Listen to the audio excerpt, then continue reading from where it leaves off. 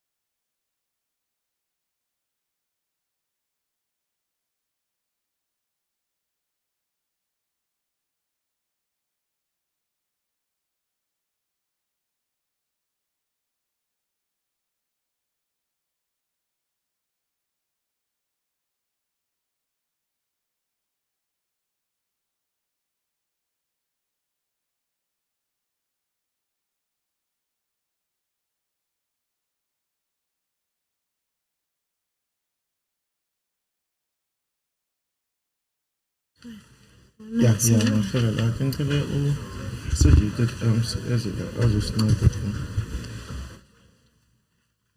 Oh yeah, now you're here.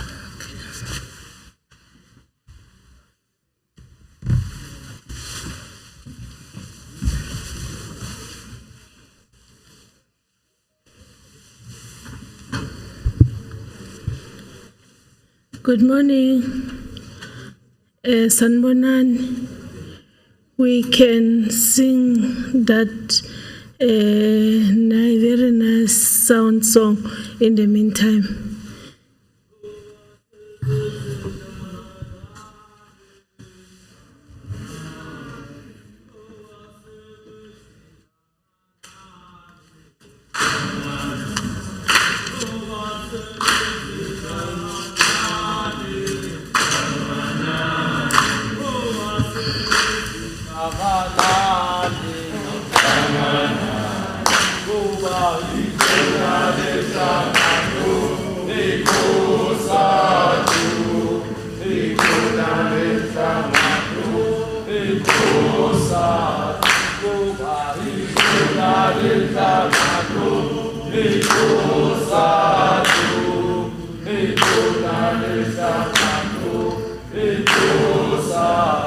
Go,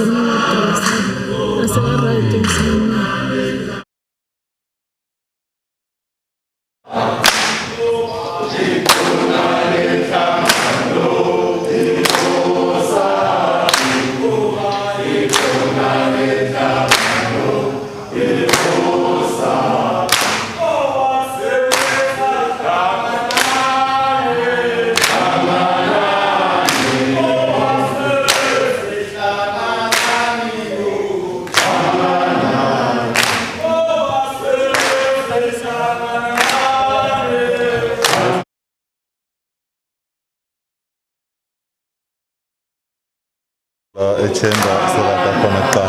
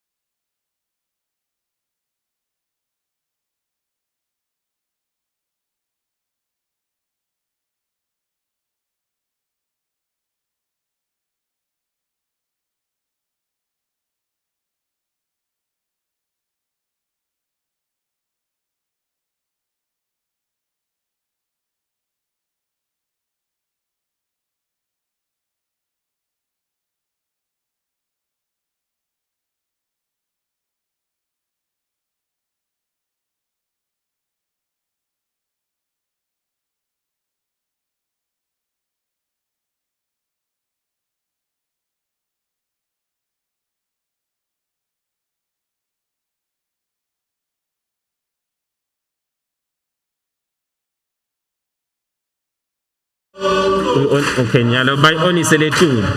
Okay. So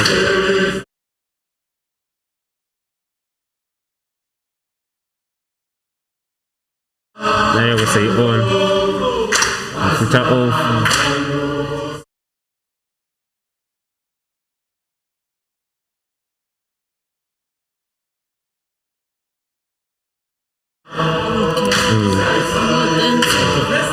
But think of it, because the power of corner 15, and you can put the corner of someone.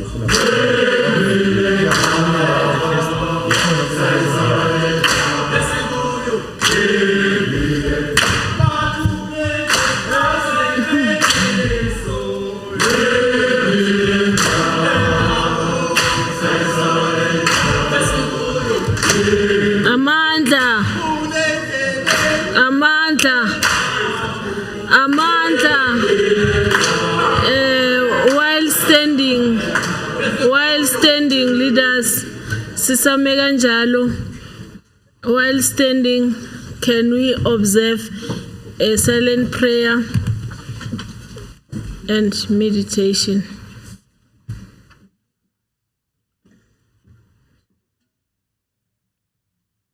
Amen. We can sit down. Thank you very much for those very nice sound songs. We are starting with our program, the Workers' Parliament. I'm Nompumelelo Hlope, the Chair of Chairs, who will be the program director for today. Let me start by greeting the Honorable Speaker, Ms. MC Masilela, the Honorable Deputy Speaker, Mr. JJ Skosana, the Honorable Chief Whip, Mr. Mlombo, the Honorable Chair of this select committee, where this activity is taking place under how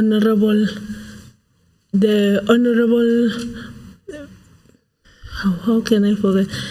The Honorable, let me see, so that, okay, yes, the Honorable Mashir. Thank you very much, the acting secretary and all workers coming from all parts of the province. Indeed, you are welcome, while we are still going to be welcomed by the Honorable MC, the Speaker of the Legislature. But from my side, we really appreciate.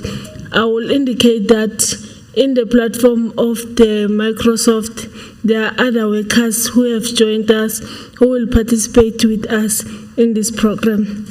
And indeed, it is a great pleasure to be given this responsibility in the historical activity that is taking place in the 6th administration of the Mpumalanga Provincial Legislature.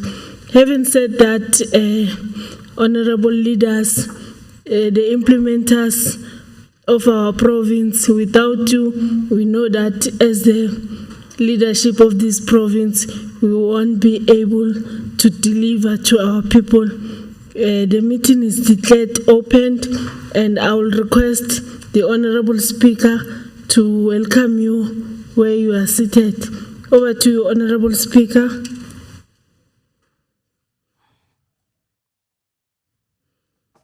Thank you, Program Director, the Honorable Deputy Speaker, Honorable Chief Whip, the Honorable Chairperson of Committees, Honorable Members of the Legislature, our esteemed guests. It is such a great honor to stand before this august House of the Workers' Parliament during these trying times of the COVID-19 pandemic, which is not a phenomenon only facing Mpumalanga province or South Africa, but the whole continent and the rest of the world. May I hasten to say, even though we are facing the scourge of this pandemic,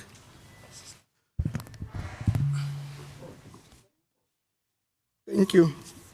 May I hasten to say, even though we are facing the scourge of this pandemic, which is ravaging our peoples of the world, it is equally important that we take advantage of the opportunities that it has brought into the fore. Ladies and gentlemen, in the form of greeting you, may I request us to pause and reflect on the hardship that are continuously facing the workers and the subsequent struggles that have been tirelessly fought by the workers, in particular, women, the youth, and the general populace of our country, under the leadership of our revolutionary movement supported by the world. Indeed, the road ahead is still long, but it is exciting to note that indeed some strides have been made. Sorry, Madam Speaker. Can the members who are participating via the Microsoft mute? Can you mute your mic, please? Please, can you mute your mic? Ngicela nisincede ukuba mute. Secretary and the team, can you please assist us in muting everyone who's participating via the Microsoft? Sorry, Honorable Speaker, you can proceed. Thank you, Program Director. Indeed, the road ahead is still long, but it is exciting to note that indeed some strides have been made in addressing the challenges. It is heartening to note that the workers of this country have deemed it fit that whilst the minority imperial rule was focusing in maximizing profits out of exploiting the labor, which meant blood and sweat for our people, the workers of this country decided not to sit back and fold their arms, watch, but instead have said, enough is enough. And they took up arms and fought the ruthless system. It is in that spirit that the Mpumalanga Provincial Legislature has deemed it fit that as part of commemorating the Workers' Month, not only in the form of the Workers' Parliament, but in striving to get deeper into the real issues that are affecting our workers. This year, the legislature has decided to convene this Workers' Parliament under the theme, I open quote, employment strategies in the post-COVID-19 and economic recovery, close quote. As we strive to go deeper into the real issues affecting workers, Program Director, honorable members, ladies and gentlemen, may I welcome you to this Workers' Parliament of 2021. May I wish you fruitful deliberation that will contribute towards the change for betterment of the lives of the workers, not only in literal term, but in the broader context of it. May I, on behalf of the legislature, commit to this august house that we are not taking this exercise as just ticking the box, but we commit that all the outcomes of the deliberations will be accordingly processed through the formal sittings of the House and shall be given necessary priority by processing them through the relevant agencies. I thank you. Amandla. Thank you very much, Honorable Speaker. We are then moving with speed now. We are on item number 3. I'm sure you'll recognize, ladies and gentlemen, that I'm not Honorable Tabete, as I indicated that I'm Honorable Hlophe, the chairperson of committee. I will introduce the speaker that she has already spoken, and I already introduced her. Is Honorable MC Masilela, the Speaker of the Mpumalanga Provincial Legislature. Honorable Speaker, you will just wave so that we all follow that trend. Wait. We've got Honorable Deputy Speaker JJ Skosana. Honorable Deputy Speaker, wave. Wait. We've got Honorable Chief Whip F.V. Mlombo. Honorable Chief Whip.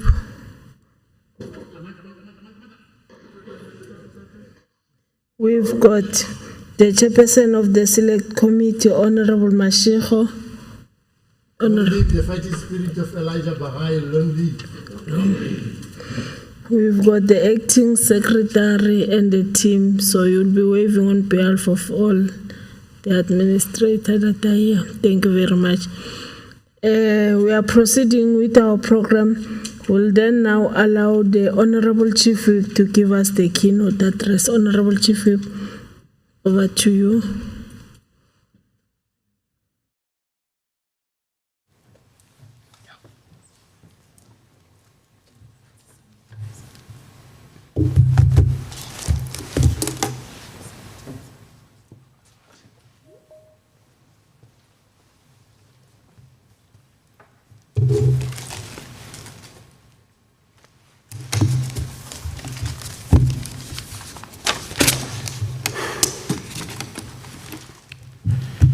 Thank you very much. Program Director, Honorable Hlophe, our Chair of Chairs of Committees, Honorable Speaker, Honorable MC Masilela, thank you very much for having welcomed us warmly to this Parliament of the Workers' Parliament. Honorable Deputy Speaker, Honorable J.J. Skosana, Honorable Chair of this Select Committee, Honorable Mashiko, Honorable members of the Executive Council, whom I'm told that the majority of them have joined through the Microsoft system, the Honorable Premier in her absentia, whom I'm also reliably informed that she would have joined through the Microsoft system,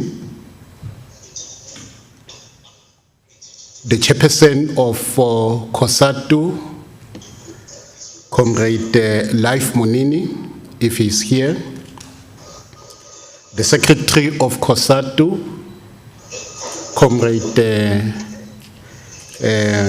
David Thabo Mukwena,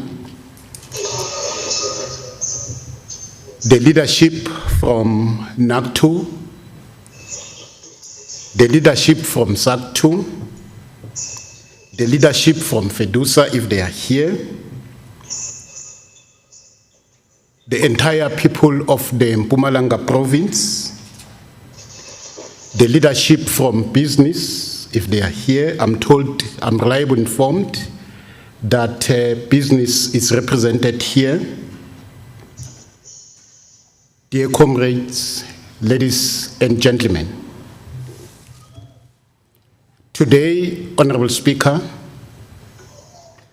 I am delighted. I am excited. I am over the moon for being given this opportunity by yourself, Honorable Speaker, to reconnect with my umbilical cord. It is a umbilical cord that binds the child to the mother, that protects it, that nurtures it, and mentor it until it becomes a human being. It is this revolutionary umbilical cord, which is called COSATU, that has nurtured and mentored one of the forefathers of the trade union movement, Comrade J.P. Marx, the founder and organizer of the first industrial unions in South Africa, a towering giant of the movement, a towering giant of both the trade union movement and the liberation movement in South Africa. It is this umbilical cord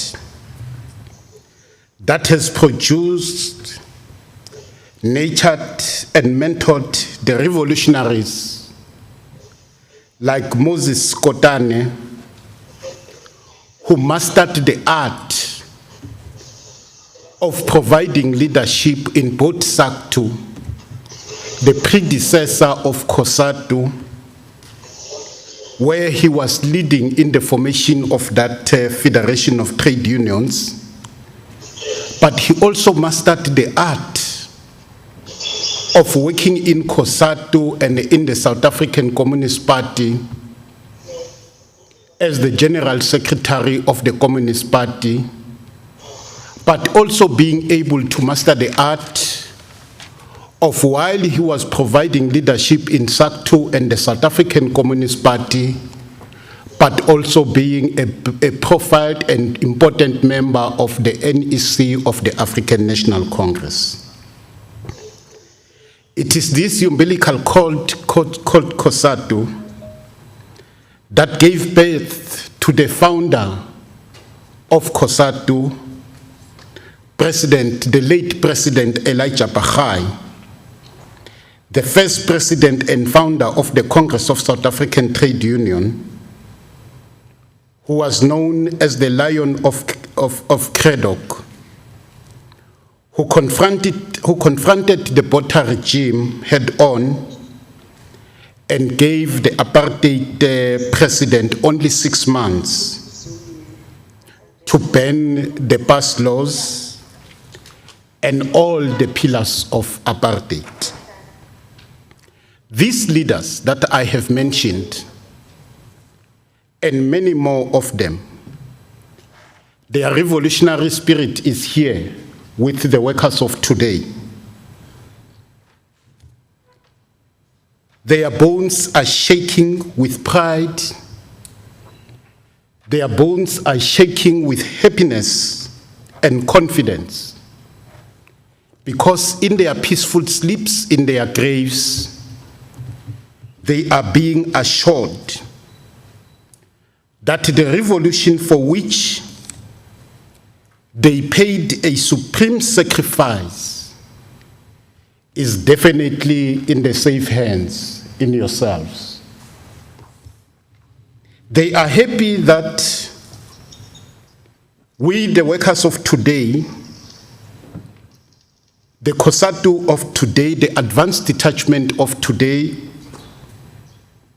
we do understand that it is only the workers that deserve the honor to be classified as the primary motive force of this national democratic revolution.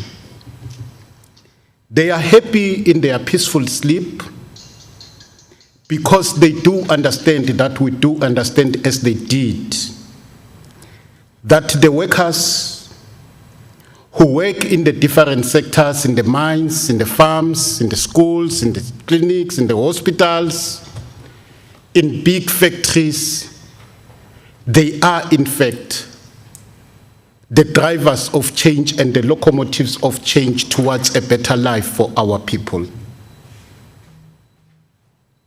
Yes, they sleep peacefully and happy because they understand that we do understand and have taken steps to ensure that there is a radical change and transformation of our economy, and that we know that that radical change and transformation of our economy will not fall like manna from heaven, that the workers, they will have to undertake struggles, they will have to undertake campaigns in order to ensure that there is this radical transformation of our economy, whose purpose is that the workers must have a share in the wealth of this country, and they must have control and a say in the wealth of this country.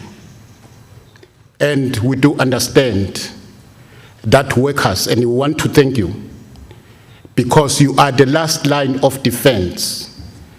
Because in any revolution, the workers are in fact the last line of defense.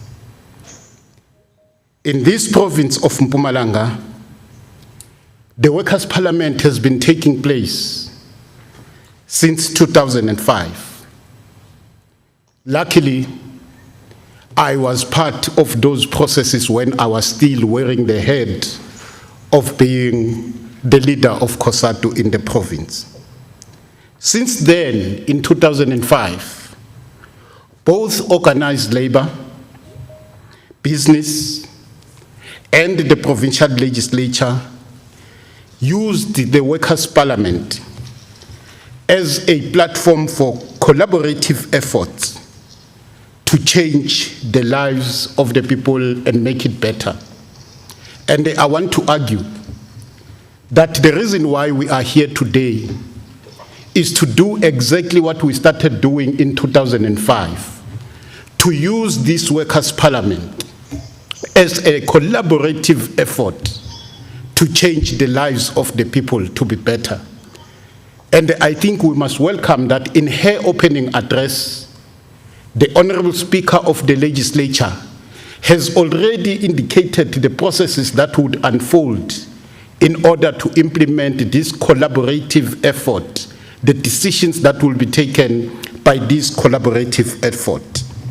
The Workers' Parliament has been used as a platform to do an assessment of the gains of our revolution. I will come back on this point and labor on this point more as I continue with my speech. It has been used as a platform to educate, to empower, and to reposition the workers so that they are able to fight the battles that lies ahead of them. Your theme that you have chosen for this Workers' Parliament, which is as follows, I quote, employment strategies in the post-COVID-19 and economic recovery, close quote. There has been so many thematic items since 2005, and I would urge and advise you and encourage you to go back memory lane and look at all the concept documents that were used during the Workers' Parliament or that informed the convening of the Workers' Parliament since 2015. And if you will go down that memory line, you would agree with me in terms of what I'm about to say now, that the Workers' Parliament has always been used as a platform to raise the demands for the workers of this province and the workers of this country. That in one of those years, the Workers' Parliament was used as one of the thematic items of that Workers' Parliament was the demand for the basic income grant. If I'm not mistaken, it was the Workers' Parliament of 2007 or 2008, where the workers of this province came to this legislature and forwarded a demand or a proposal that the economy of South Africa is fragile, that there are a number of people in this country who are vulnerable, and as such, the workers in the leadership of COSATU proposed that a basic income grant be implemented in South Africa. During that time, it was like a dream, and no one took cognizance of that demand. But I can tell you now, Honorable Program Director, that basic income grant is now a buzzword all over the country.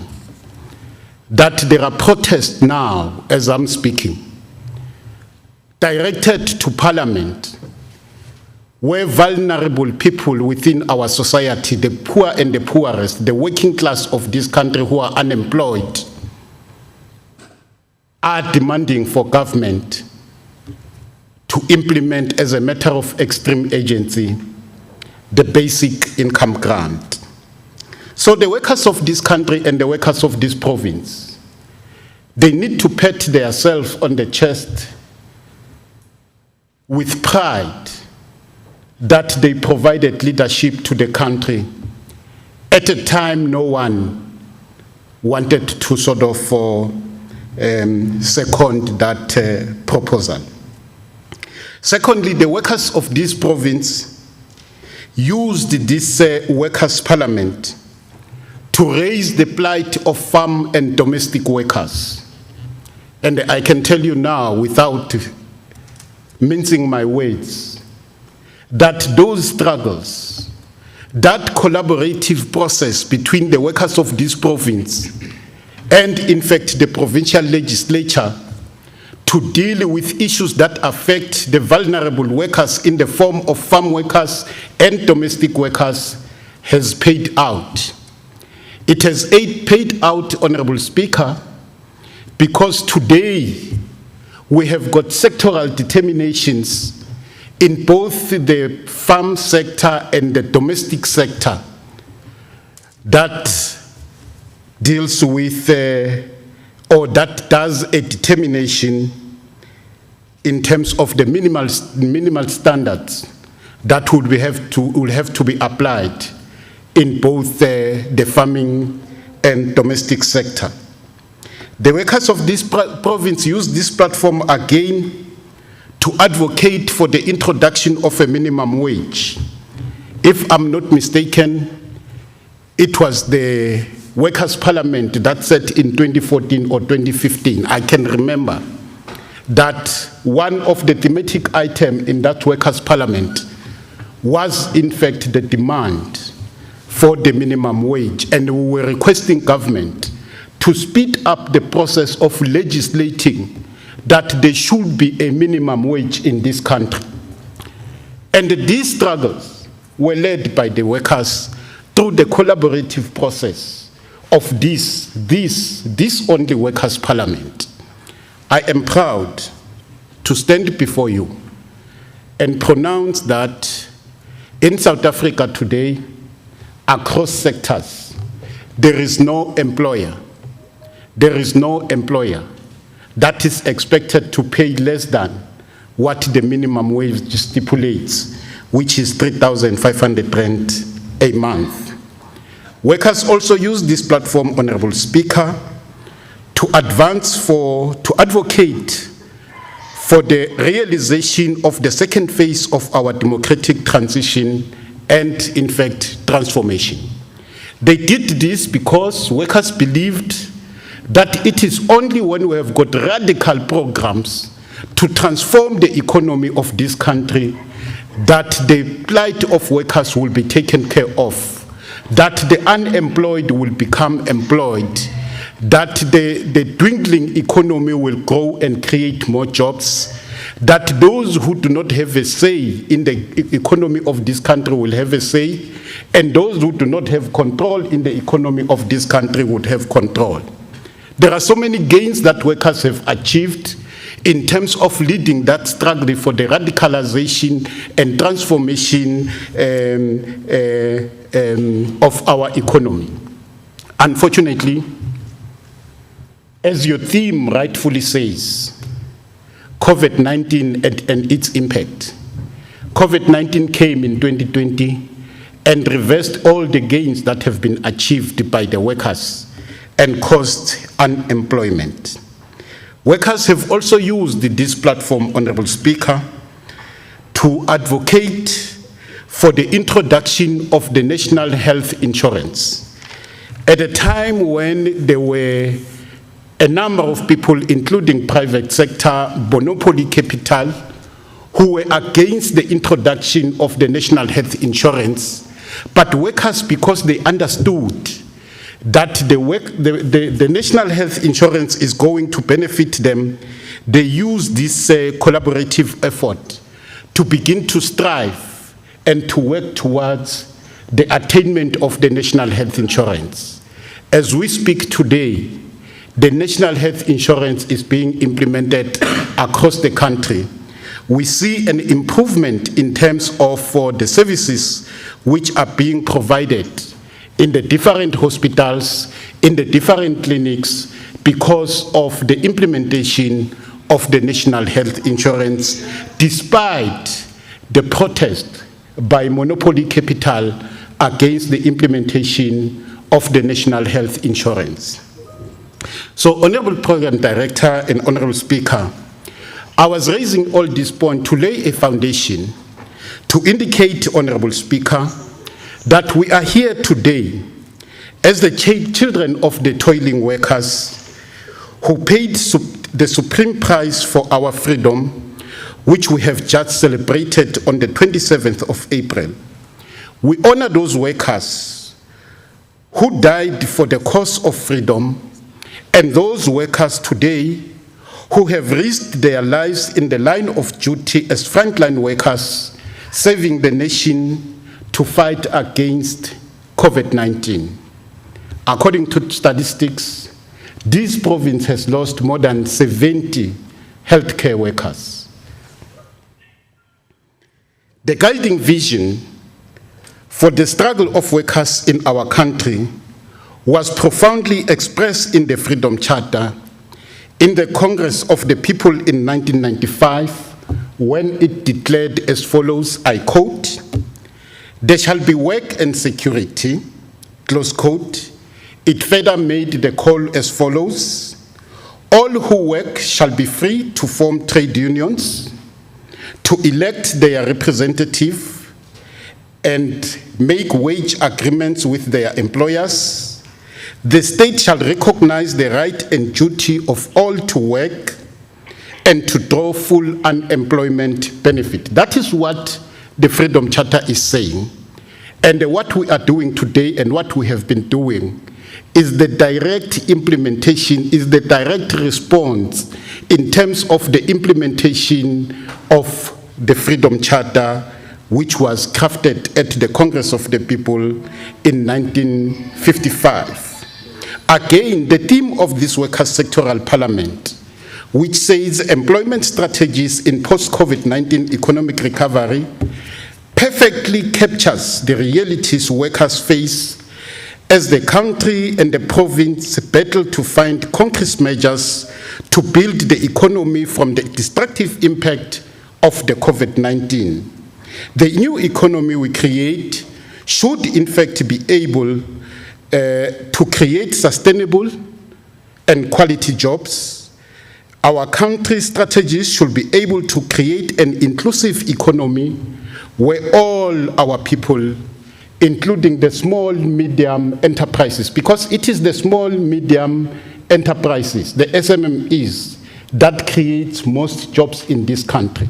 So we are using this sectoral parliament to make a call that those who are entrusted with the power, those who are leaders of government, both nationally and provincially, those who are leading portfolio and select committees, they must know that as workers, amongst our demands or amongst our expectations is that they will pay concentration and invest resources towards the establishment, the funding, the mentoring, and the sustenance of the SMEs in this province and in this country. But what are the realities? What are the realities? The socio-economic realities that are confronting the workers of this province. Although today we are all free as workers, we are free to work and are free to form trade unions. We are free to elect our representative and to make wage agreements with our employers. We must be alive to the stark realities that confront workers in this province. The stark realities that confront workers in terms of the collected data, the research data are as follows. That 71% of employed workers are not unionized. That 54% of workers receive no regular wage increment or they have their wages determined solely by their employers. That the bargaining councils, all the bargaining councils that we have across the country, they represent only 9% of the workers. The majority of the workers and the working class are not being covered by these bargaining councils. Only 23% of the workers' wages are negotiated directly through the unions. That the majority of the workers who are the miners, who are the domestic workers, who are the farm workers, even after 27 years of democracy, they do not have the same rights as all those other workers. 35%, which is a whooping 4.7 million workers, are engaged in contract work and other short-term employment. And that is where, as different federations, we must concentrate. To these workers, the more than 4.7 million workers who are doing contract work and are unorganized, they belong to no union. 20% of workers in this country have got verbal contract agreements or verbal working contract agreements. It's just ngiyaqasha namhla ngizokunikeza u30 rand uyangena la ungumeselane uzozibona. If I don't respect that agreement, there is no way we will go because we have got a verbal contract. These are the challenges that are confronting the workers today. As I'm about to finish, Honorable Program Director and Honorable Speaker, the threat that we are facing in this country is the increasing of the informal workers at the workplace, which is benefiting the labor brokers at the expense of the workers. The existence of labor brokers is also contributing to the decline of the unions, and automatically it weakens the Congress movement as a whole. There is legislation to deal with labor brokers, but I can tell you, go to any supermarket, go to any mining industry, go to any manufacturing industry, you will see the spread of labor brokers and the exploitation of those workers. This is one matter that we think should in fact be prioritized and in fact be dealt with. The current challenges within the trade union movement are in fact a wake-up call for all progressive formations in South Africa. As we seek to recover the proud tradition of our revolutionary labor movement, let us support and appreciate the workers' democracy within unions, as well as the servicing of workers in their daily shop floor struggles, which is the paramount and important task. Program Director, we must, however, remain focused that the immediate task and challenge facing the workers and the progressive trade union movement, both locally and globally, is to intensify the battle against COVID-19, against the COVID-19 pandemic on all fronts. The development, production, and access to vaccine to all is the most immediate battleground, especially access to the vaccine for the developing countries' population.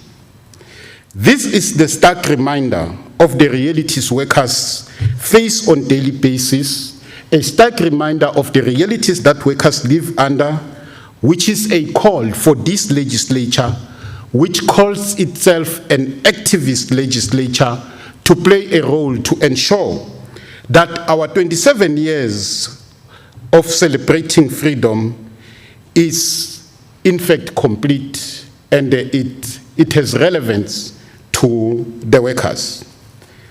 We are an activist legislature that should be alive to the experience and the daily needs of the working class of Mpumalanga, the realities of COVID-19 in our province. It's linked to the national realities, which shows the following statistics, and I will close with these statistics. According to the data that we have collected in terms of the impact of COVID-19 in the province, and I will share with you this data because it affects workers directly. We share with you this data because it affects workers not only in this province but also nationally, but it is also the data which would assist you in terms of your repositioning and your re-strategizing as to what you should be doing as different trade union federation. The data says that in Q2 of 2020, over 2.2 million South Africans lost their livelihoods, and while production consistently collapsed to unprecedented level. Only Q2 of 2020, 2.2 million people in this country have lost their jobs. Most of them are your members. And you know that as you lose members, it means that the strength of that union is also challenged. It says that significant job losses were recorded in the following sectors as follows. It says that the private household has decreased by 24%. It has lost 24% of its economic activity and jobs. It says that the construction sector has decreased by 21%. It says that the manufacturing sector has decreased by 15%. The mining sector has decreased by 14%. The community and social services sector has decreased by 14%.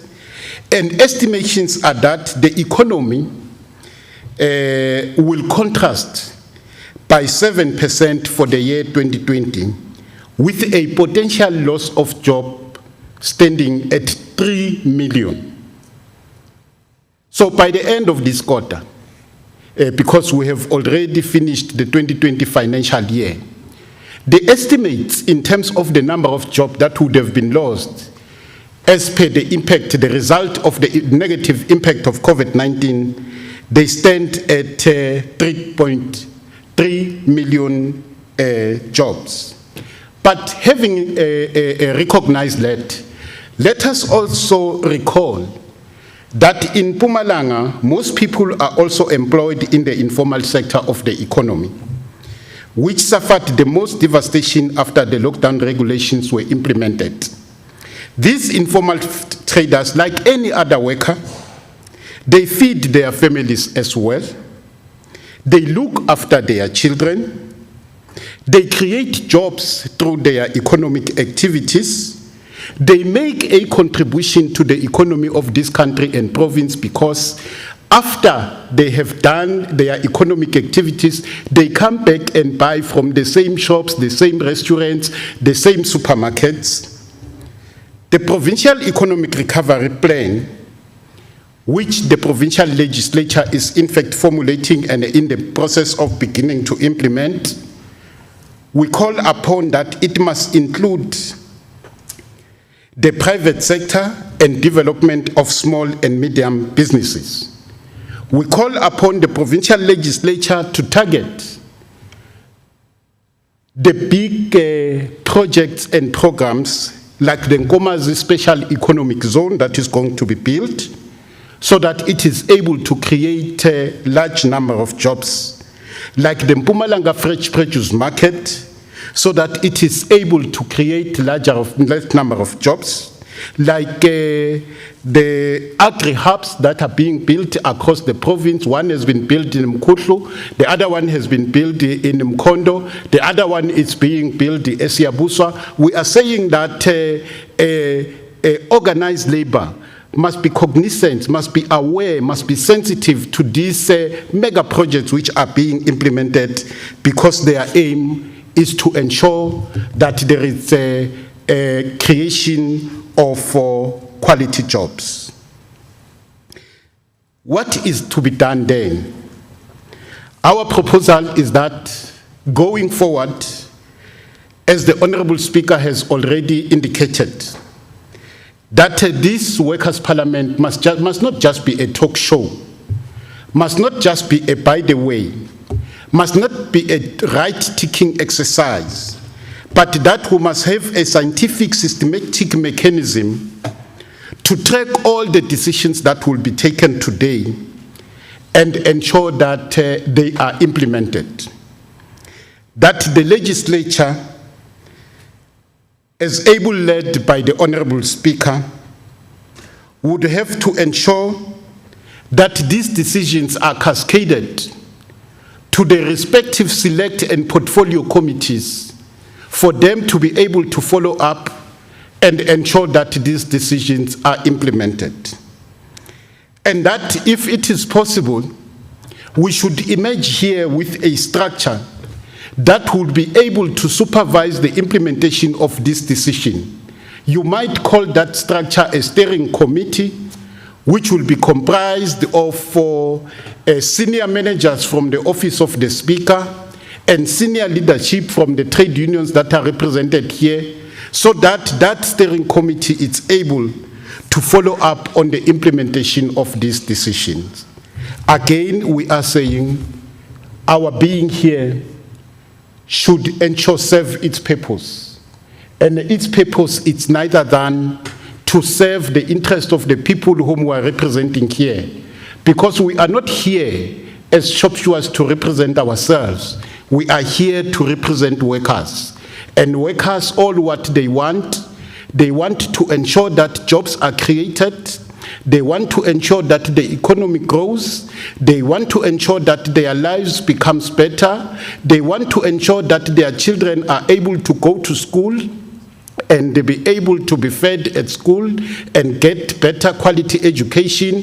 They want to ensure that when their wives and children are sick, they are able to go to the nearby clinic and nearby hospital and get accessible and quality health care. They want to be able to sleep safely and happily because they would have been ensured that they are safe because the Safety and Security Department of this province would have done its job. With those few words, I want to thank you.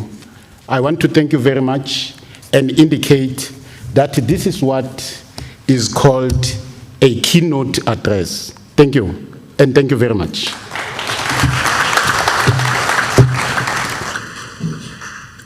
Thank you very much, Honorable Chief Whip. Indeed, you were able to provide a clear direction in terms of what this Workers' Parliament should be able to do and achieve. If we were in a mass meeting, I was going to say another round of applause. Now we are in a meeting of leaders. Thank you very much, leadership, for doing that in advance. Now, I'm going to hand over the program to the co-program director, who's the Honorable Deputy Speaker, who will be dealing with item number 5. The whole 5.1 to 5.4. Honorable Deputy Speaker, you've got an hour to facilitate that part of the program. Over to you. Thank you very much, Program Director, Honorable Chair of Chairs, Ms. Lope. Let me greet the Honorable Speaker, MC Maslelo, and the Premier, Ms. Tsipane, in her absentia. My greetings to the Chief Whip, Honorable Mlombo. My greeting to the Chairperson of the committee that deals with the participation, stakeholders, and the entire structures and the community. In the legislature, Honorable Mashiko. Greetings to all honorable members who have connected to our at home. Greetings to COSATU leadership. The secretary is here, Comrade Mkwena. I'm told that the chairperson is not with us in his absentia. I also greet him, the entire leadership of COSATU, all members of COSATU, business people who are here, and all people who have attended this Workers' Parliament. I would like to start by thanking the presentation that made by the Speaker in welcoming us, and the Chief Whip keynote address. We have laid a foundation for us to continue with this work. Mine is just a task for allowing all those who are in the program to present, and later allowing the engagements on those presentations. That is a task that I'm given by the legislature to do today. Let me start by 5.1, which talks about exploitation of workers by employers and labor brokers. I've got 3 speakers here. like to start by Mr. L. Mokoena from CCMA and followed by Mr. S. Mahlangu. This comrade is from COSATU, and Mr. J. Mwaila from FETUSA will continue that sequence. Let me call upon L. Mokoena. Over to you, sir.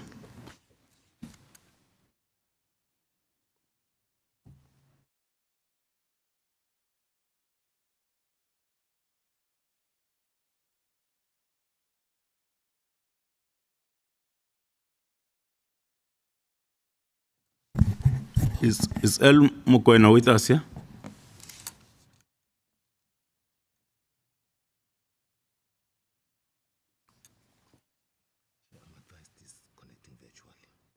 Oh. Okay. Thank you very much. Mr. L. Mokoena, I'm told that you have connected visually. May you please give us your presentation. Over to you, sir.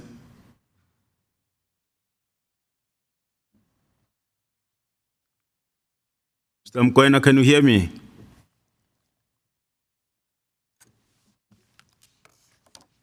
Mr. Mokoena, unmute, please. Can you hear me?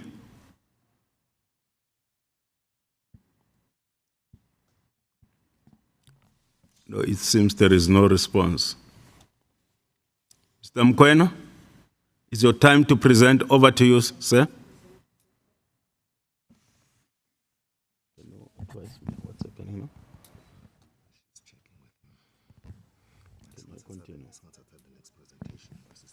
Okay. Thank you very much. I just want to give them an opportunity to check on him. Let's continue.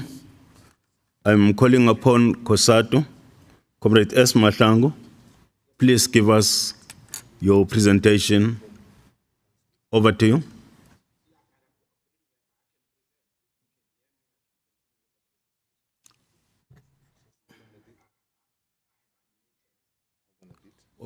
Whom am I speaking to? Is Mokoena? Yes, Mokoena. Is Mokoena on the platform?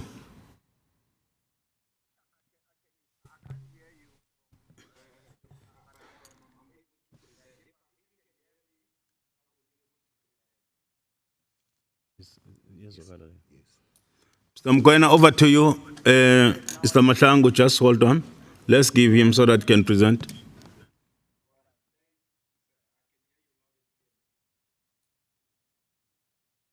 Continue, please.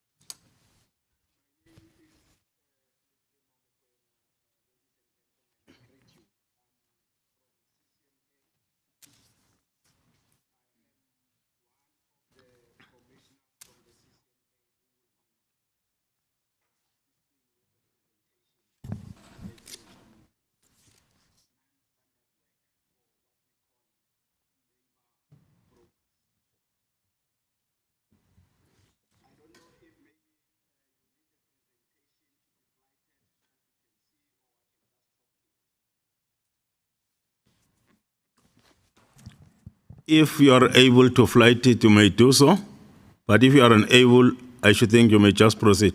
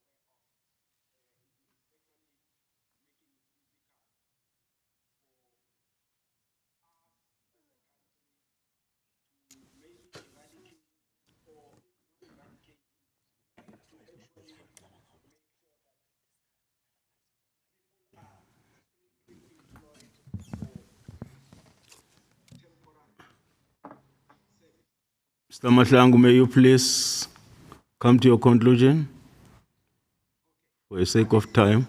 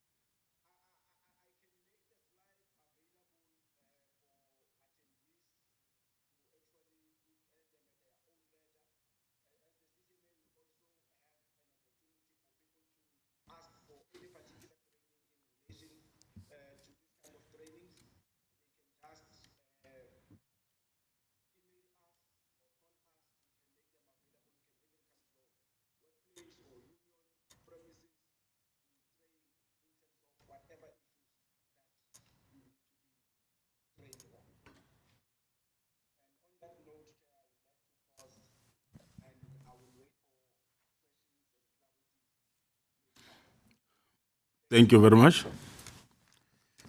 Can I make a request to those who are connecting visually? Please, you must come next to your mic so that we can hear your voice properly here in the legislature.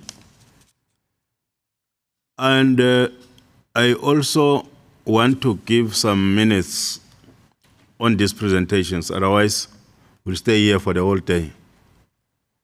For now, for this item, I give 7 minutes each, and I would like to call upon Comrade S. Mahlangu from COSATU to make a presentation. Over to you, Comrade.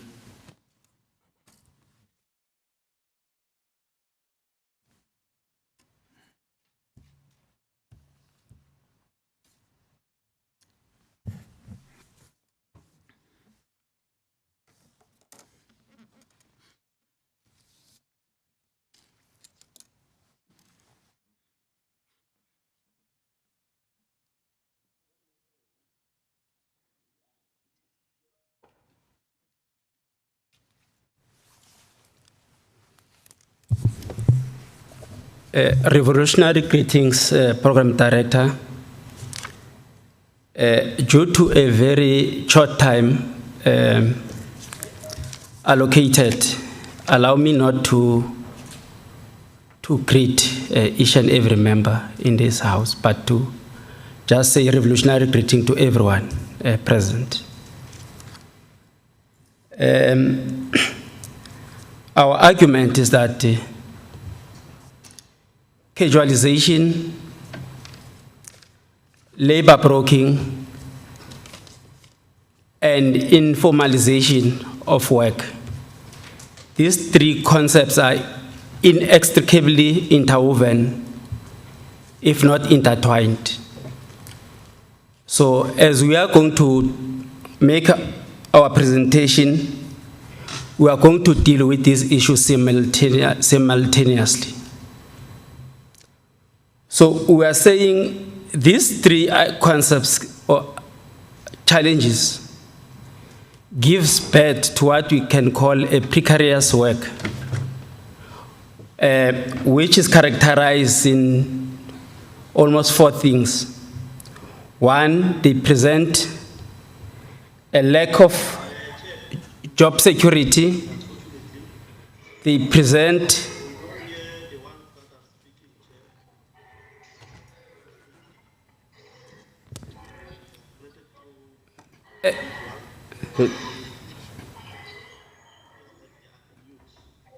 Are you talking to us in the legislature, or you talk to somebody else?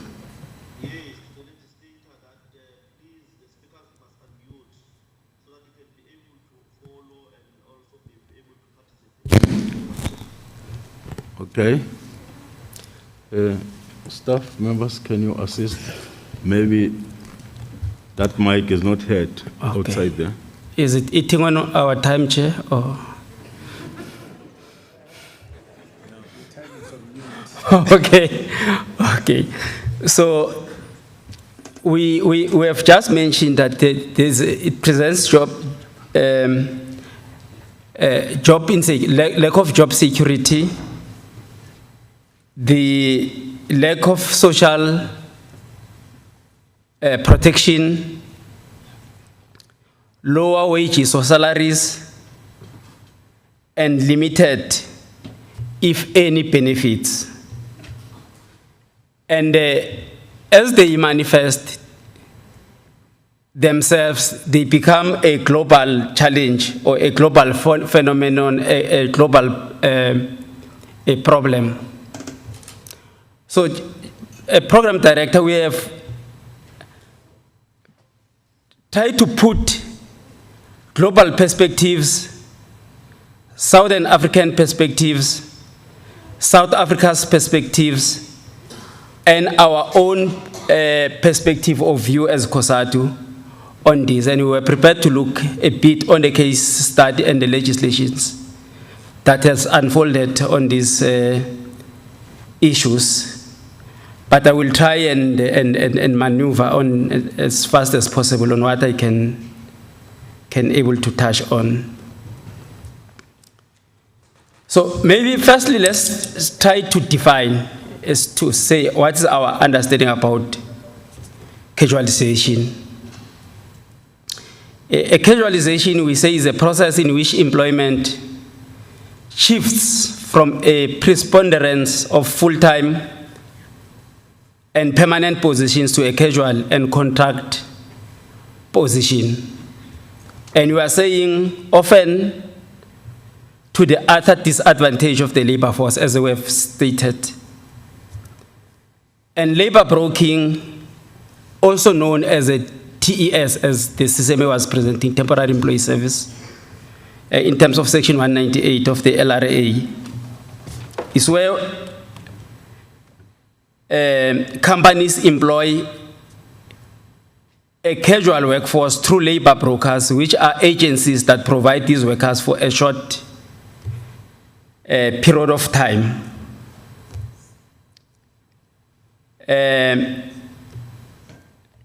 And maybe quickly to say, also closely tied to this is the informalization or shifts from formal employment to atypical work. So according to Rudy Dix, a COSATU labor market policy coordinator, he says this is saying this foreign labor phenomenon is characterized by workers shifting from permanent employment to casual employment and fixed-term contract, outsourcing and employment through labor brokers. Comrade Rudy further warns that this will inevitably have a major impact on the workforce as it leads to instability within the labor market and impacts negatively on the employment growth, on the reduction of unemployment and poverty, and decreasing the inequality. In other words, This phenomenon, it doesn't address our three challenges that we are facing in this country of You only have employment. to wait 1 minute, but I will add one for a delay. Continue. Okay, let me quickly jump to our perspective as COSATU then of these issues. So, COSATU's views on this is to say labor brokers or labor broking should be banned, or outsourcing should be banned altogether. But COSATU has taken a number of resolutions that maybe I must also mention here to say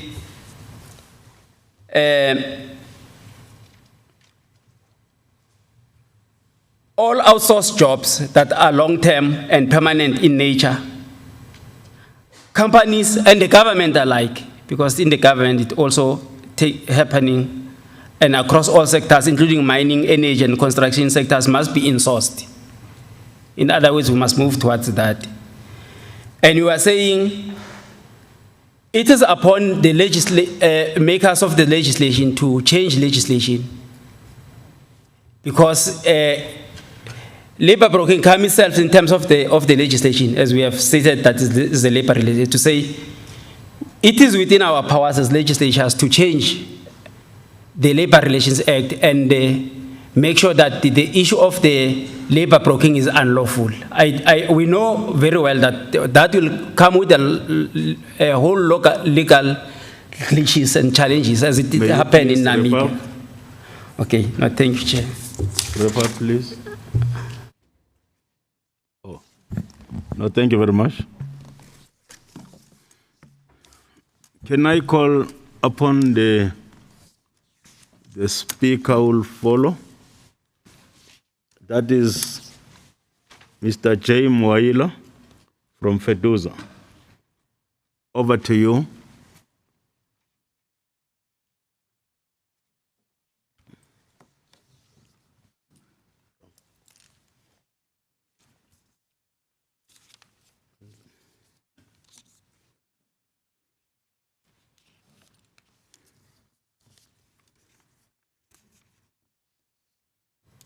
Thank you very much. Good morning, everyone. Thank you, Madam Program Director. All protocol observed. As my colleagues have said, that I'm not going to recognize everyone that is in the program to do the time factor. Please allow me to view our things in terms of labor broking.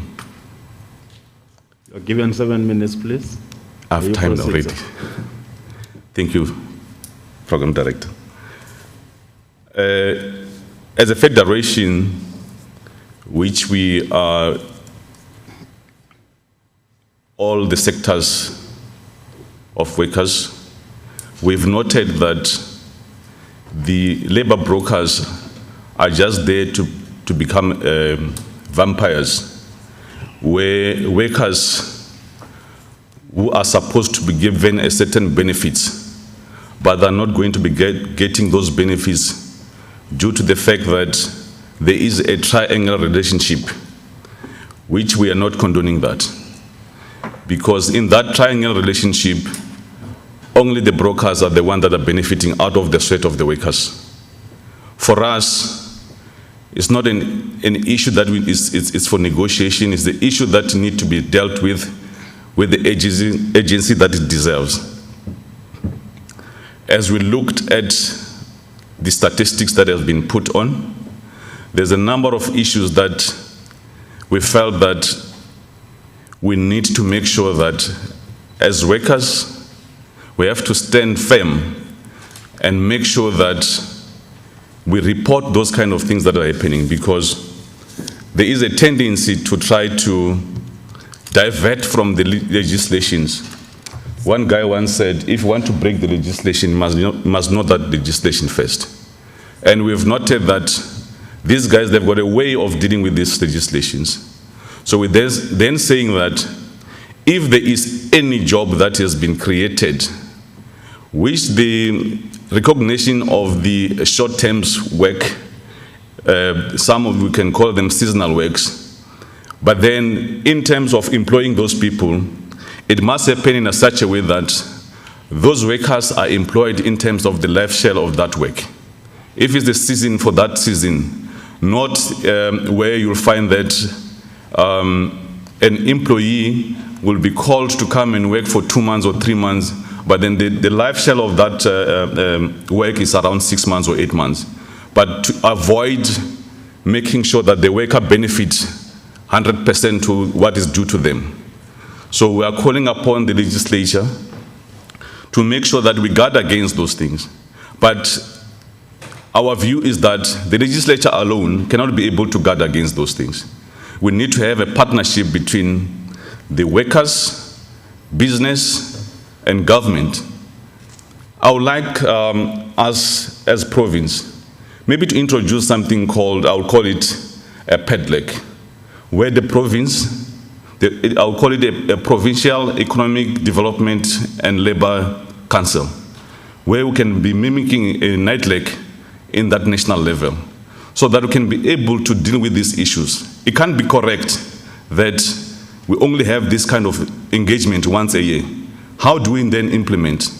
It looks like, again, it's just a talk show or a tick that we need to tick, as the keynote address has alluded. So we are calling that, can't we introduce those kind of engagement that will be regular engagement between the 3 spheres of the stakeholders, which is government, business, and labor? I thank you. Thank you very much.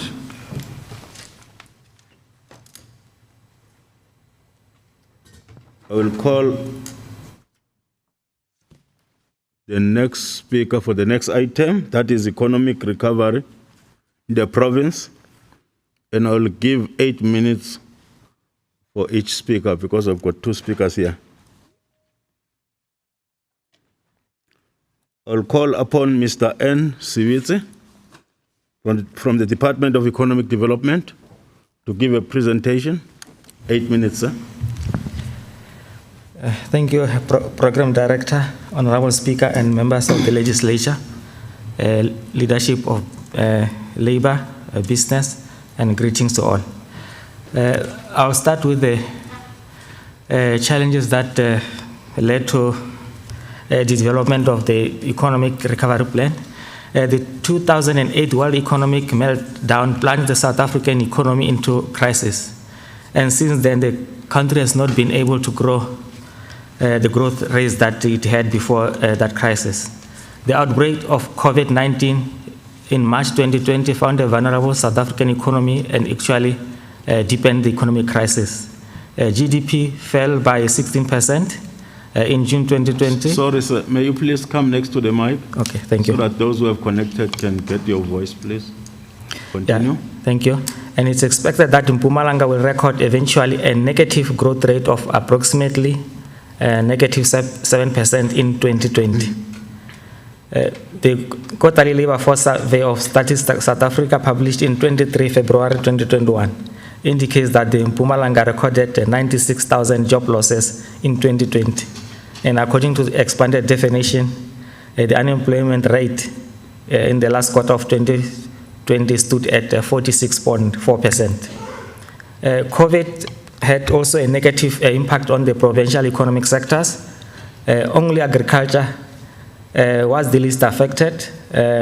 Agriculture sector showed job gains during the lockdown. Also, the industry recorded growth of more than 13% in the first 9 months of 2020, and it was the only sector that had a growth rate. If you look at other sectors like manufacturing, construction, trade, they had a very bad year. The latest data as the lockdown is easing has shown that the world economy is gradually recovering, as well as the South African and the Mpumalanga economy. It is expected that growth will grow by 3.3% in South Africa, and also 3.1% is expected in the province, which is still very little, looking at how devastating the COVID-19 was. On 15 October 2020, the President, Ramaphosa, detailed the economic reconstruction and recovery plan in Parliament. And among other things, the President had this to say: we are determined not merely to return our economy to where it was before the coronavirus, but to forge a new economy in a global reality. And as you can see, the reality now, things have changed. The digital economy and the ICT, has taken over. So it seems this trend will go forward. So there will be new opportunities in the economy. In terms of the economic recovery plan, the national, it looked at the 4 broad areas of intervention. The planned massive rollout of infrastructure across South Africa, expanding energy generation capacity, driving industrial growth and export promotion, and also employment stimulus. And the priority interventions were about 7, which included infrastructure investment delivery, sufficient and secure, reliable energy supply, and the green economy initiatives, growth through industrialization, localization, and export promotion, employment stimulus, growth and recovery of the tourism. As we know, this is an area that also was really devastated by the COVID-19, and also the agriculture and food security. The target at the national level is to unlock more than 1 trillion in infrastructure investment over the next 4 years. Sufficient and secure, reliable energy supply within 2 years, reverse the decline of the local manufacturing sector, and promote reindustrialization through deeper levels of localization and exports, and also to create over 800 work opportunities in the immediate term to respond to the job losses, and resuscitate sectors such as tourism, and also reduce data cost for every South African, and expand broadband access to low-income households. I think we are also starting to experience some of those initiatives. In terms of the provincial government response, taking cue from the National Economic Recovery and Reconstruction Plan, and also guided by the National Development Plan, the Mpumalanga Vision 2030, and the Mpumalanga Economic Growth and Development Path. The Provincial Management Committee, Lekgotla, established a provincial task team to develop the Provincial Economic Recovery and Reconstruction Plan. It was early in February, and the baseline presentation and concept was presented. And on the 2nd of March, a roadmap towards the development of the Economic Reconstruction and Recovery Plan of the province was presented and approved at ESCO. Currently, we are still in stakeholder engagement. We have engaged through all the departments to get their inputs in terms of their response to COVID-19. Now we are engaging with the districts and also the private sector. So we are planning to have an economic summit towards the end of this month or early June, so that now we can engage further on the economic recovery plan. On terms of the objectives of the plan and key interventions, the Mpumalanga Economic Reconstruction and Recovery Plan seeks to address the negative impact of COVID-19 on the provincial economy and livelihoods of the Mpumalanga citizens. It aims to reignite the provincial economy through focusing on the 7 priority interventions aligned to the national priority areas, looking also provincially at the planned massive rollout of infrastructure, industrialization, energy supply, and the green economy initiatives, employment stimulus, growth and recovery of tourism, the agriculture sector, and also gender and economic inclusion. And the provincial plan will assume a project-based implementation approach, including our high-impact projects like SEZ, the fresh produce, and other projects. Where we are, we have already developed the draft economic recovery plan, concept and implementation metrics that is now in consultation. May you please conclude? And we are now engaging with the districts to have the roundtables in the third week of May, so that we can have all the inputs from all the social partners including business and labor, in those roundtable engagement towards the build-up to the economic summit. Thank you. Thank you very much, sir. The next speaker is the Secretary of COSATU, Comrade Thabo Mokoena. Over to you, sir.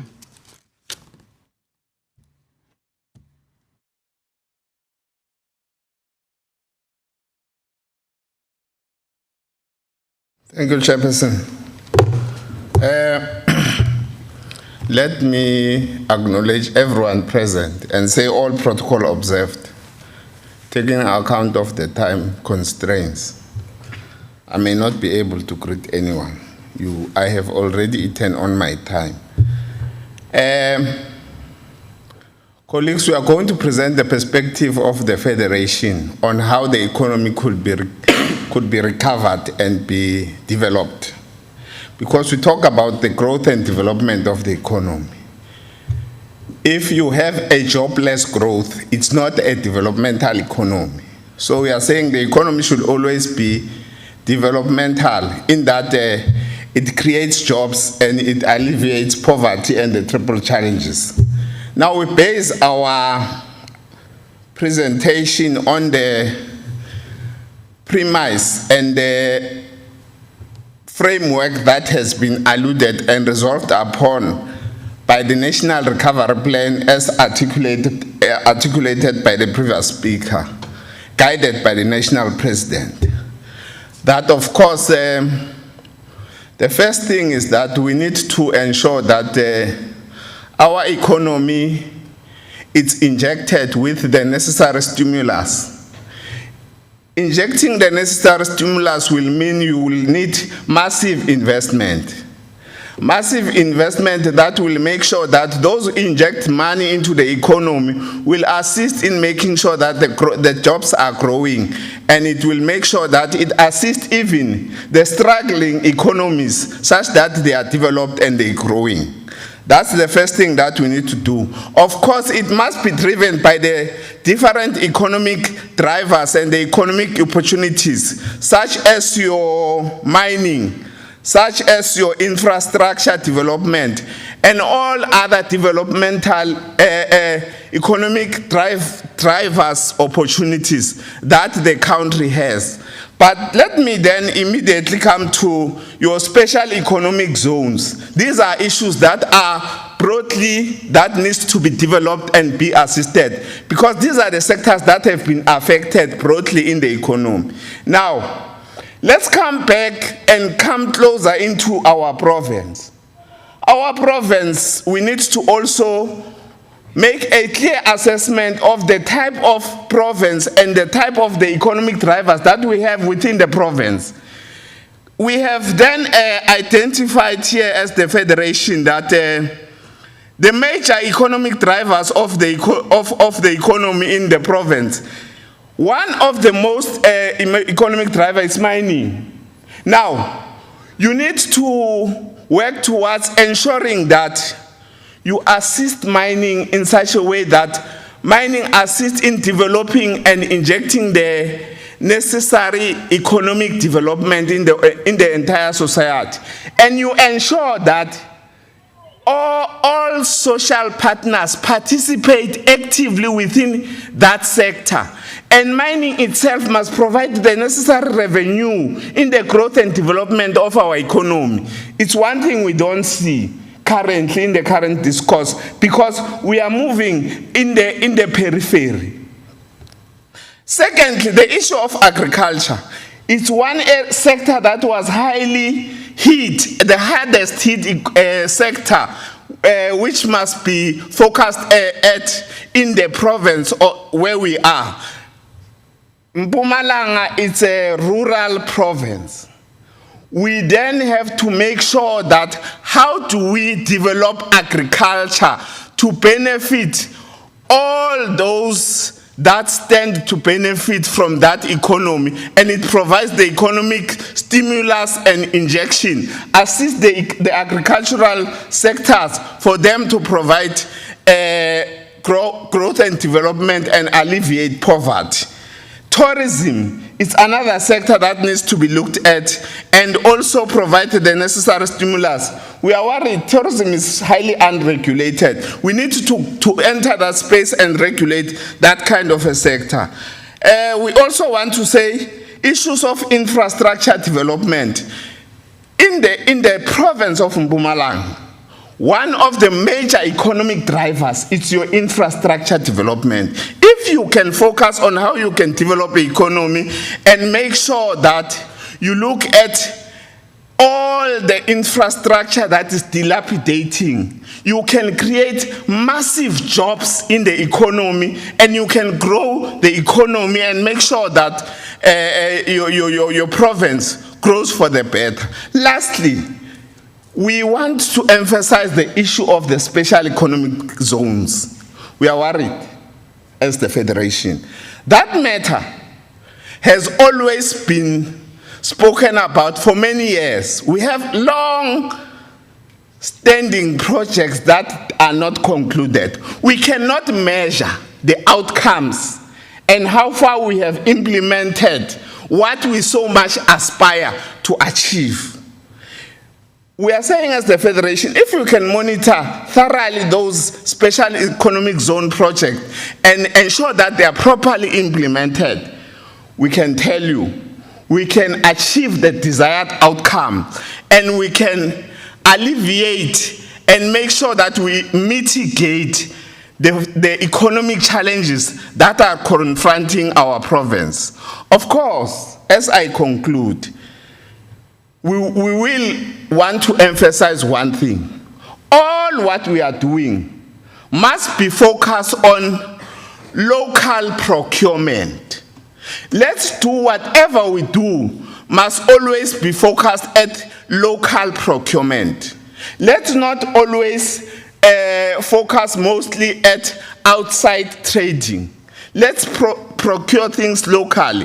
Manufacturing is one important sector that we must do. Issues of making sure that you beneficiate whatever you produce. We are a mining province. We are an agricultural province. Let's beneficiate what we do and make sure that we provide the necessary skills for our people. And then we are saying the monitoring and evaluation strategies, if they can be set out well and clear monitoring timeframes can be set out, we will achieve our objectives. We therefore lastly want to agree and echo what has been alluded by all the speakers, that we need to have this economic provincial summit that must take place. I thank you. Thank you very much, Comrade Mokoena, for the presentation.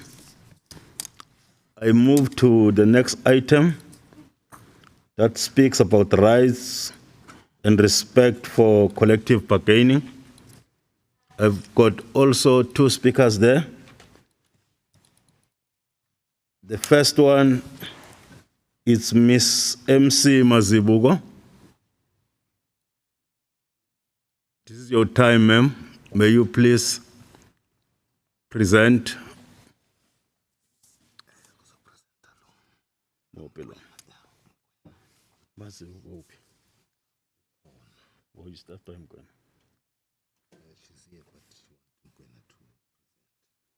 Okay. No, thank you very much. I'm advised that the Secretary of COSATU will be also called to present on this item. It's supposed to be presented by the chair, and we're advised that the chair is not in. Therefore, the secretary. Sorry, Chair. I'm Cindy Masibu from the Department of Labor. We collaborated with CCMA because this topic is for CCMA, it's not for labor. So I wanted to introduce it, but in view of time, then we're not gonna give it to COSATU. Then you're giving it to Mr. El Mokoena. He's ready to present. El Mokoena. Yes, the one who presented earlier on. But Tabo also can have a bite after Tabo. Then it's gonna be El Mokoena on Teams. But I give it to Mokoena to proceed. For now. Comrades, I'm always advised here That was the initial advice that I presented before you to call upon Mazibu. I was changed again to call upon Thabo Mokoena. I'm called again to call to another Mokoena. But let Comrade Thabo Mokoena present, and we'll come back to another one we'll be presenting. Over to you, Comrade Thabo. Thank you. It's 8 minutes. Huh? Thank you, Chairperson. I have already greeted. I can't repeat to greet. Colleagues, we are presenting this from this thematic perspective. The importance of collective bargaining. We will give you a historical perspective and the historical development of the origin of why collective bargaining was introduced in South Africa, precisely because its intention was to advance labor relations and harmonious working relations in the labor and industrial markets. And that was as a result of the promulgation of the Labor Relations Act. So the issue of collective bargaining was precisely to harmonize relations and assist how different partners can work together harmoniously in order to advance good working relations, to advance a common objective. Now, we have observed, and that was why the Labor Relations Act was promulgated. And the Labor Relations Act and the collective bargaining, its objective was to harmonize relations both in public and private sector across. Now, that is why subsequently to the establishment of your bargaining councils, you had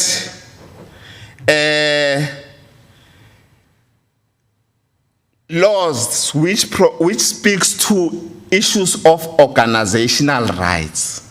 To say, when you are having representation in a particular sector and you organize within a particular sector, you must have those organizational rights, which then gives you the right and powers to say you can then make your voice to be heard and to be listened to because of the significant representation that you have within a particular sector. Now, and these issues of collective bargaining forums, the objectives of those was to say, how do we address issues that affect us as partners, which relates to issues of service, conditions of service, which relates to issues of your salaries and all matters of mutual interest. And once you commit and agree on such issues and sign them down, then you have a collective agreement. Once you have a collective agreement, partners are committed to implement and ensure that such agreements are implemented and find expressions. Now, what we have noted from this perspective of the Federation is that there has been an attitude and a developmental attitude that seeks to undermine and disrespect this hard-won game. And it is now fading away under the current discourse. And it has the potential of leading to labor unrest because the two partners will no longer have rest and mutual interest and mutual understanding. We are calling as the Federation that let there be respect of the labor relations agreement and the bargaining collective agreement resolutions so that they are implemented and they are properly monitored. I will be coming lastly to the most pertinent issue, which is likely to can impact negatively, broadly in the society and the country and the province, which is the recent case that relates to the public sector agreement, collective agreement, which is being undermined. I think it's a matter that we are saying we must look deep into that matter and see how it will adversely affect the labor relations, the spirit and the content on the objectives of this collective agreement. It will reverse the gains and it will take us back to a confrontational and unrest labor market. We're saying if we can go deeper and resolve these eminent challenges that are experienced in the labor relations, and we honor and respect signed collective agreements, we will strengthen our labor relations. And we are calling as the Federation that this workers' parliament must, of course, move towards speaking to matters of saying what has been agreed upon and signed upon and collectively agreed in the collective agreement of the public sector, it be implemented and it be respected such that it does not degenerate into a point where even other sectors in the private sector emulate and take cue from what government is doing. We have observed different sectors emulating and taking cue from the private sector, saying, if government can do it, why can't we do it? It's something that we want. It will affect adversely the labor relations. It will adversely affect the labor environment in the entire country, and it will adversely affect service delivery in the country. This is what, as the Federation, we are calling upon that matter must be given attention and must be corrected. I thank you.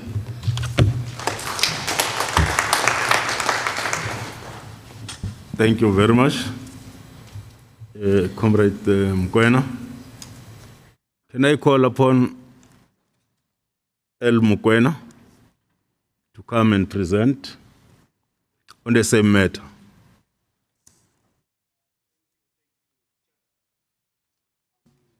Are you virtually, sir? Okay, over to you. 8 minutes.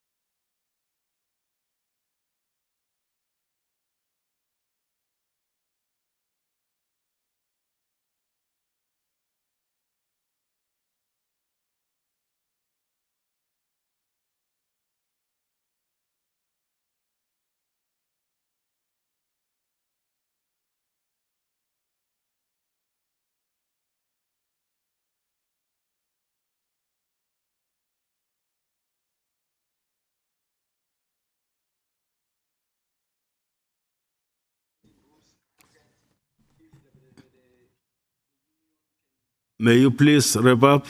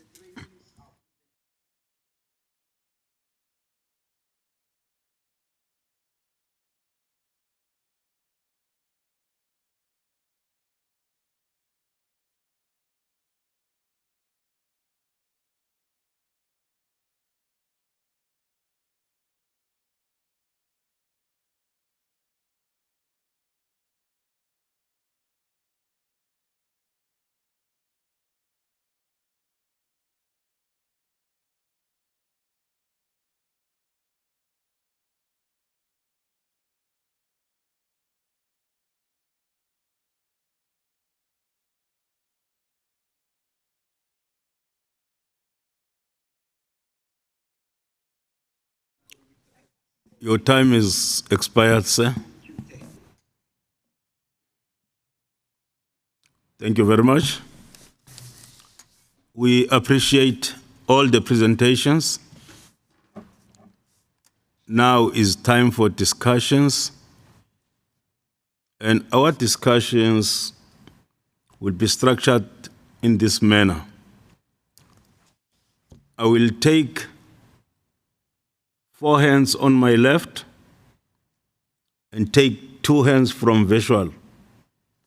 And also on my right hand side, 4 hands and 2 hands from visual. And thereafter I will see what can we do. But we must make sure that by 1 o'clock we are finished with this work. Can I invite hands from my left hand side? If there is anyone who wants to make an input or engage on the presentations.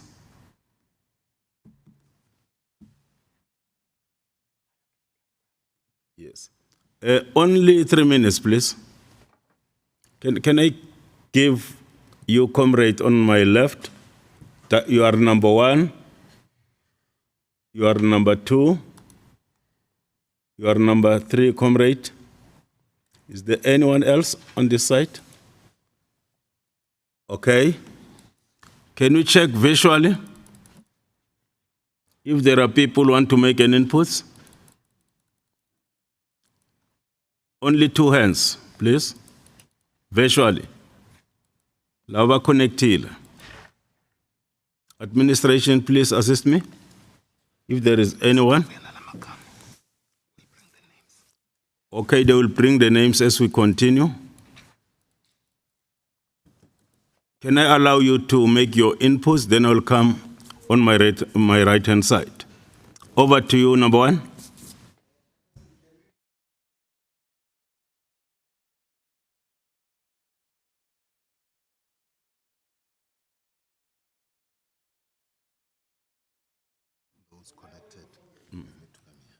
You need to come this side because those who have connected, they cannot hear you if you are not on the mic, please.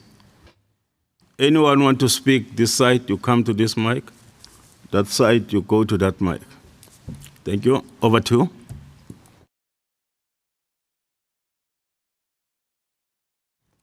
Let all speakers come nearer. When the first one is finished, the second one must come in, and the third one, and so on. Who's the second one? Please come next to your colleague, but spacing. It's very important. Over to you, sir. Thank you, Chairperson. Without me wasting much of the comrade's time, we'll start with the issue of labor brokering. I don't know how many workers' parliament have we attended where we spoke about labor brokering. What we need, we've been reiterating that labor brokering must be abolished. Can this workers' parliament take it to the powers that be that we need to abolish labor brokering, which is slavery in disguise? Secondly, I wouldn't like to reiterate what our provincial secretary has said, but as workers, we are saying enough is enough.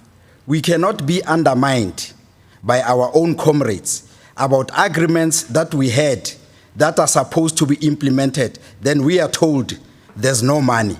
We are saying, as workers, we are prepared to do anything to protect our labor rights, even if it means that we have to deal with our own government, we'll do it. We are prepared to go to the streets. We are prepared to do anything, especially on the reneging part. We are busy negotiating, but the government has reneged on an agreement. How do we trust somebody? You sign an agreement, next day you say this agreement is null and void. It's like marrying a person. Tomorrow you are saying, no, this marriage certificate is null and void. So we are saying as workers, enough is enough. We've had it. Thank you very much.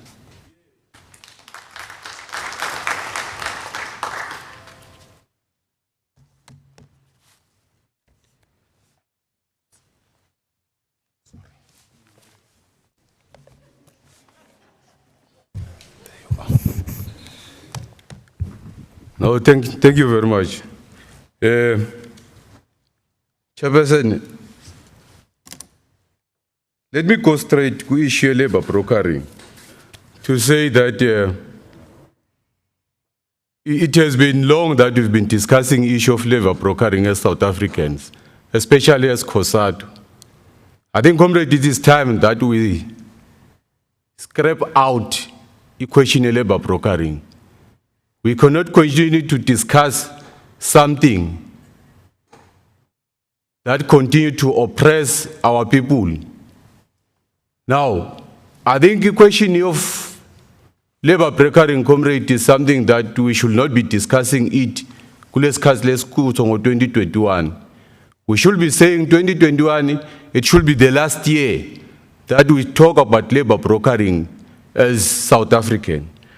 The second issue, comrade, is the issue here, disrespect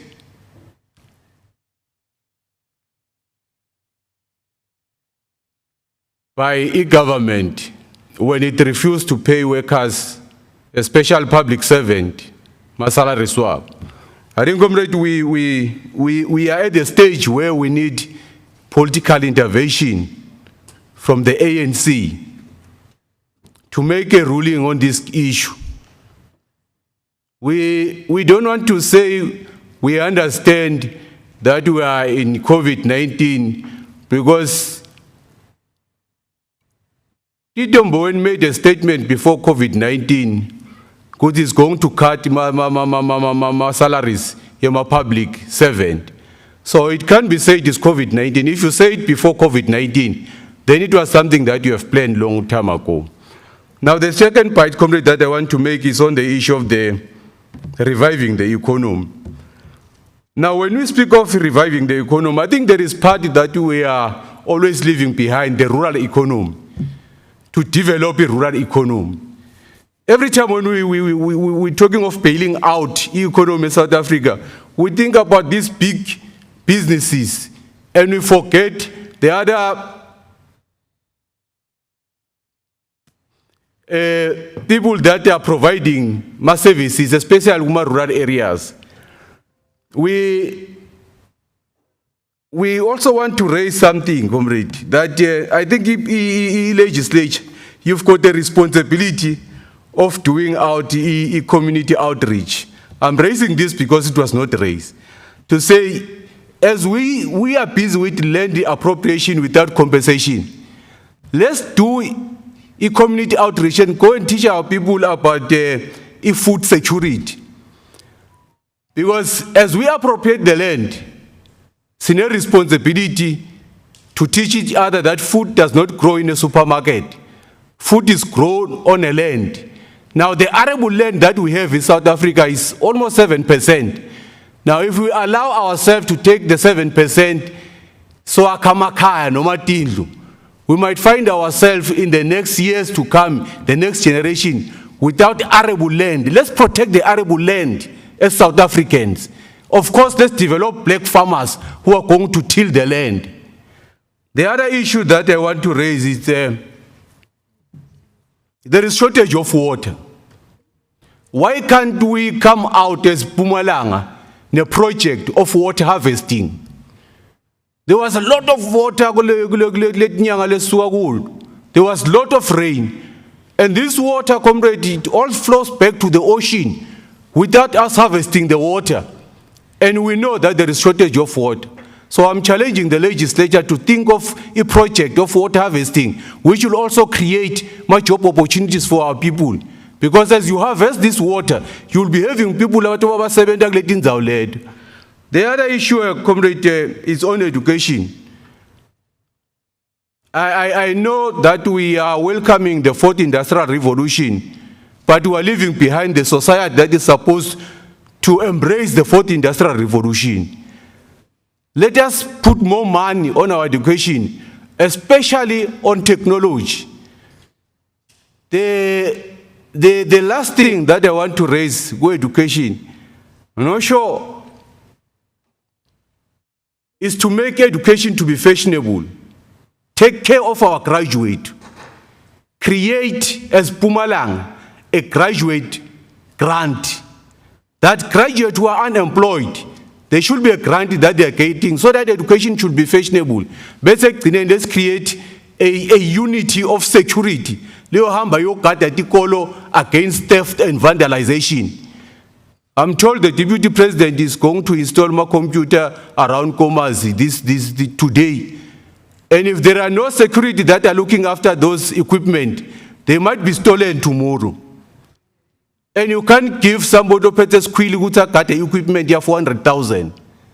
Thank you.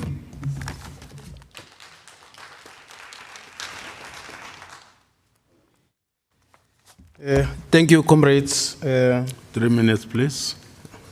I'll do that. Comrades, mine is to raise a concern in terms of collective bargaining being challenged by our own government.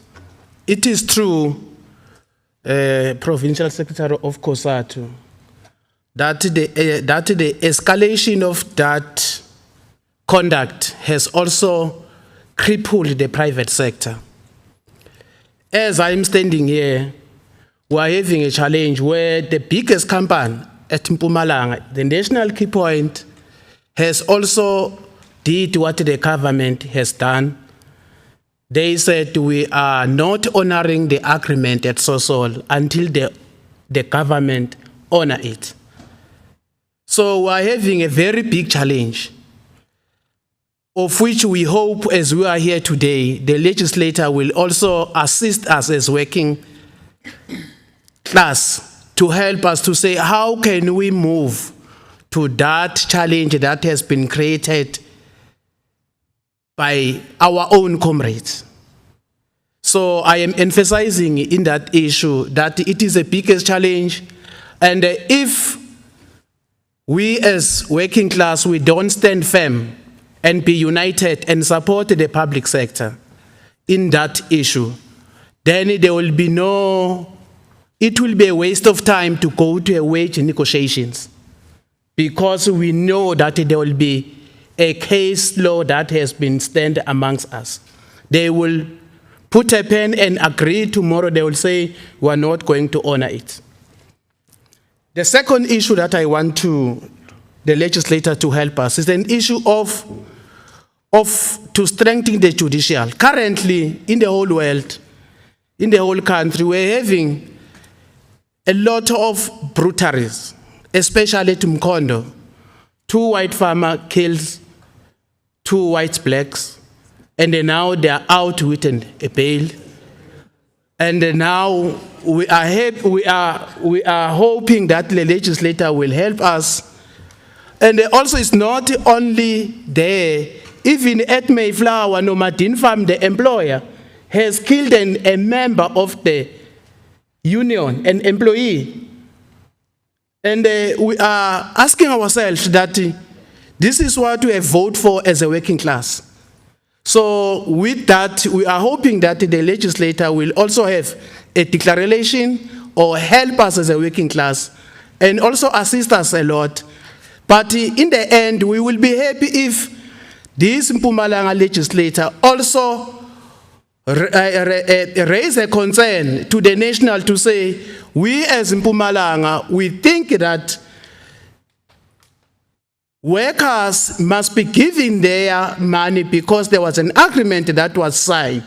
But if you keep quiet, we will keep on us asking a lot of questions about that. Is this the right platform for working class to come here?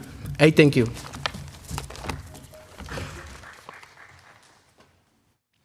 Thank you very much. I don't get any signal from visual. Therefore, I'll go to on my right-hand side. I invite hands, 3 hands only. You are number 1, comrade. Number 2, number 3. With that sequence, continue, please. And come next to the mic, but the spacing is important. It's COVID-19 now.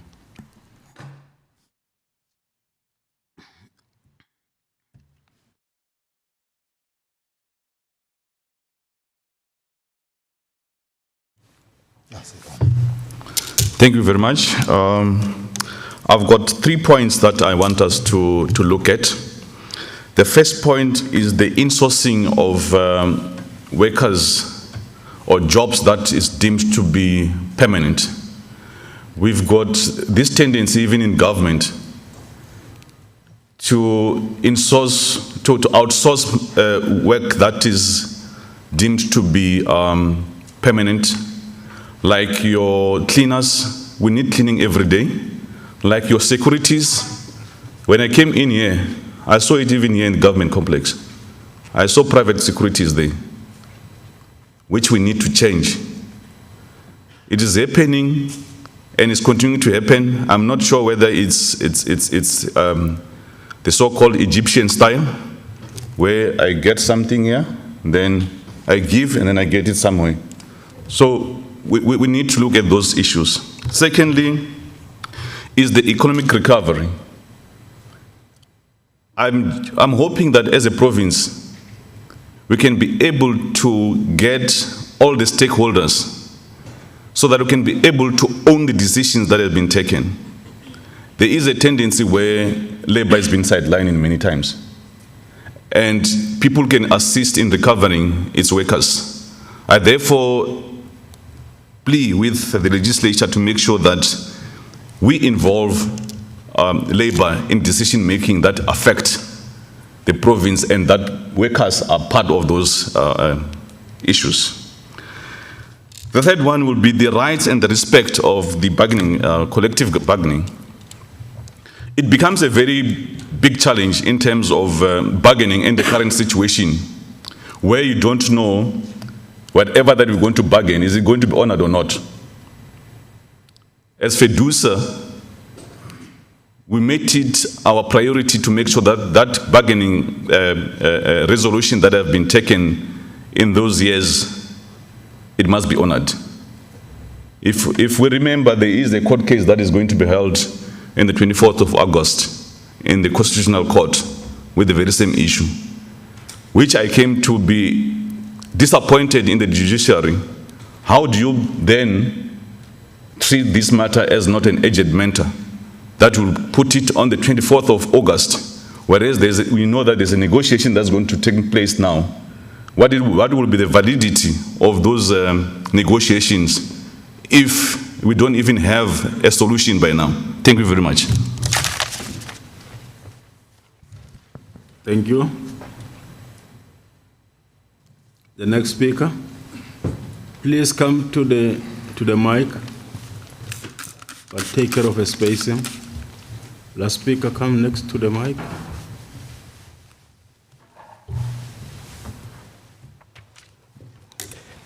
Thank you, Chair. My name is Tlhakudi from the NUM. Chair, I'm going to focus on 3 issues. I think number 1, they managed to deal with the issue of the labor brokers. I think the speakers, they've talked about this issue and said it's been long. But the question is that what is it that we are doing? And we cannot keep on complaining and complaining to who? because we are told that we are partners in this government. We've got the COSATU, we've got the SACP, we've got the ANC. All of us were one big family. But we keep on complaining. Who should then implement this thing? It's us. Maybe we need to then to say to the comrade from the ruling party to say, we are the partners, then we cannot complain as the partners about the implementation. So if we decide that we must get rid of the labor brokers, it's us that must implement that.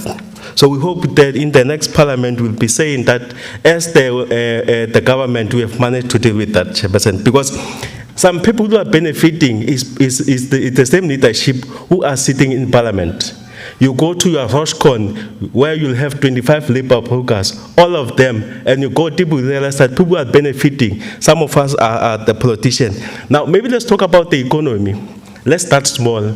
You go to your township, you will then have a person renting out an RDP given to him by the government and renting out to an outsider. I won't mention name because I'll be labeled as on a fabric.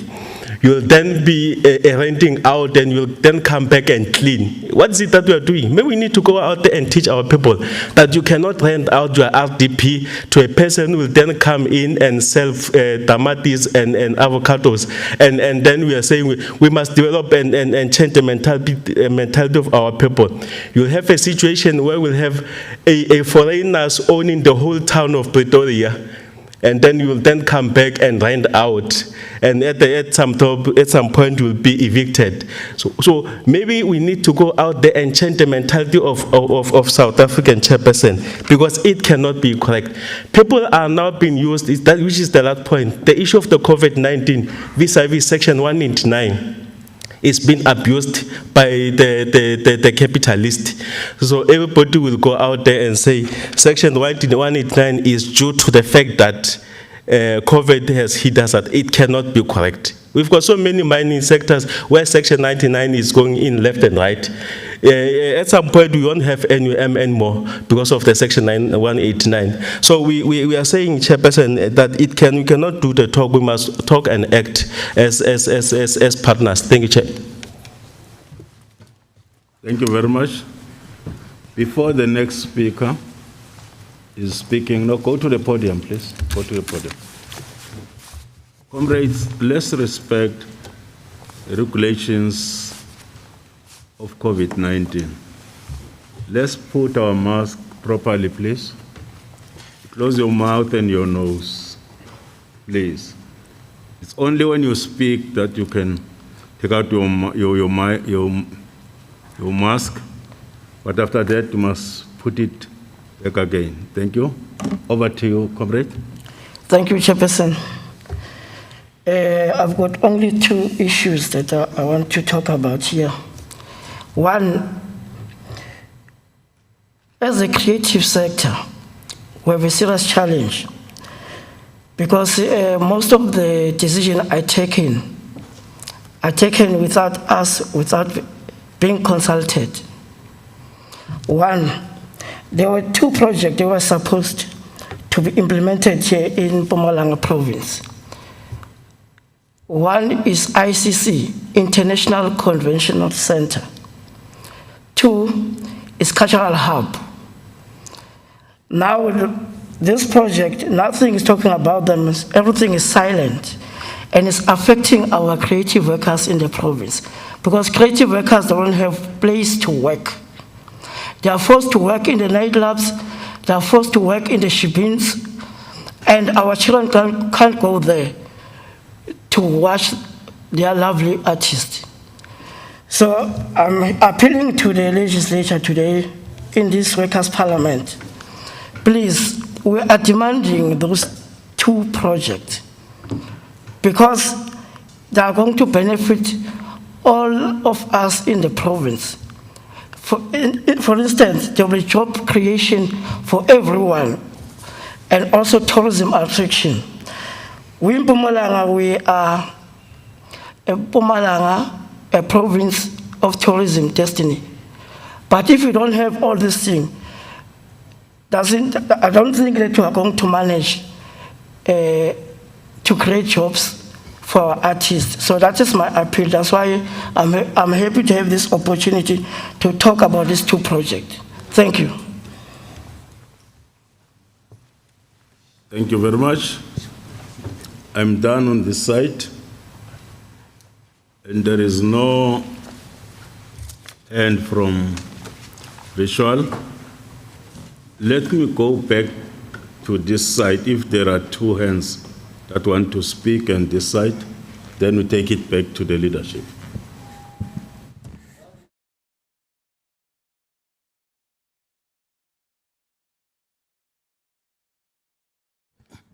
Yes, it's one. It's only one. Okay, let them come, please. And two this side, get ready. Comrade, it's one. Okay, komunye lena asiboni kahle kumnyama le. Is there anyone there want to speak? Okay, you are the second one, comrade. May you come to the mic because they are still coming here. Come to the mic and speak.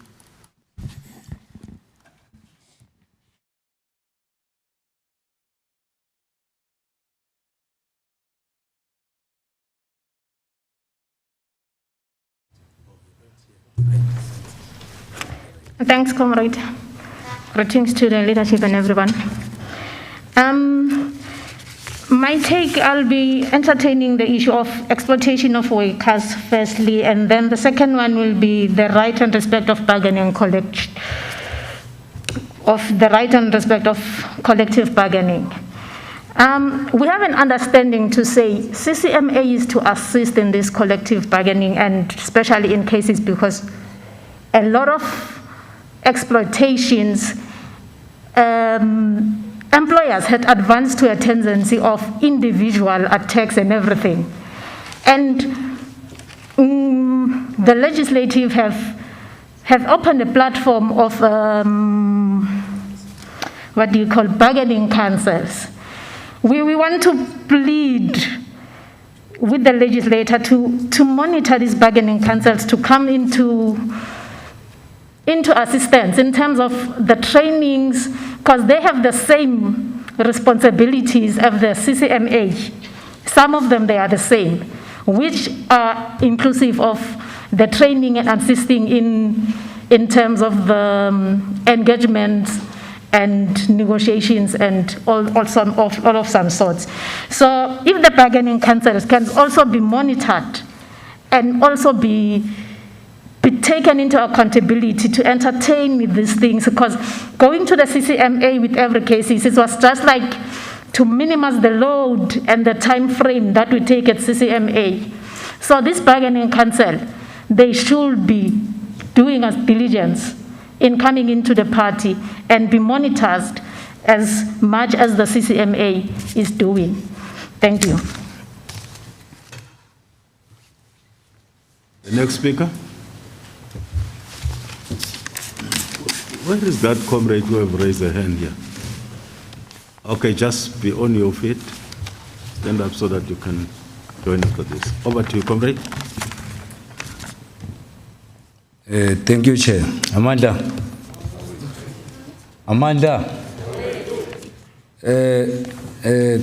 Firstly, Chair, I want to appeal to my fellow comrades, the workers, that we must take note that today we have met here or gathered here as workers. We have not met here as COSATU, as FEDUSA or SNATU or so. So we must speak with one voice. Because, comrade, you must be aware that as much as we are divided ourselves as workers, there's nothing that we are going to win. So let us speak one voice. That is why, comrade, we are still experiencing problems in your minds, because whatever that is said by now, NUM, AMCU doesn't support. Whatever is said by AMCU, NUM doesn't support.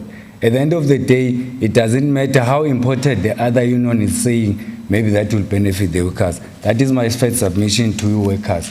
Let us remain united. Then I want to speak on what the keynote spoke about, the freedom of association. I want this legislature today to know that as yet, there are some sectors or institutions whereby freedom of association is not respected or recognized, especially in the farms.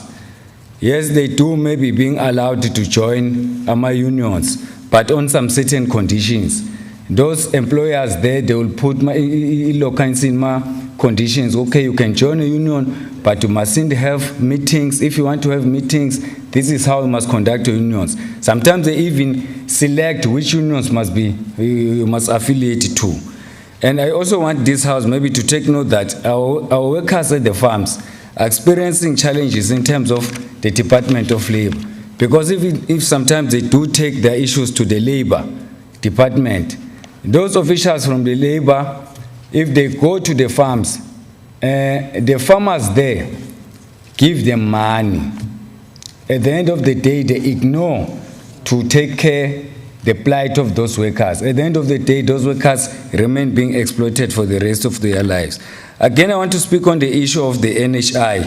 Yes, I did hear that the speaker said maybe nationally we are trying to achieve the implementation of NHI, but I'm saying from the look of things, we are far from achieving the real NHI that we were expecting, because we are saying the NHI maybe our hospitals, the public hospitals and the clinics must match the private health.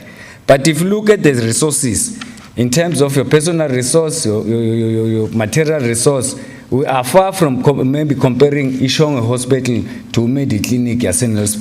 So we're saying to the government, maybe for us to achieve goods, maybe public health can be compared so that our poor people can access medication and proper and quality health care.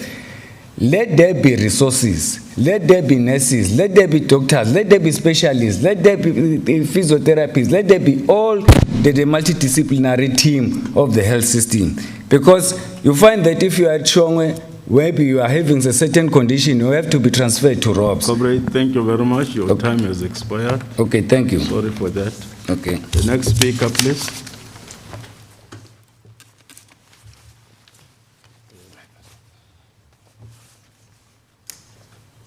Thank you, Chair. Warm revolutionary greetings to the leadership and all protocols observed. I'll be short and sweet. One will take the lead from what the Chief Whip addresser said, that we've been meeting here many years ago. My concern is on resolution implementation.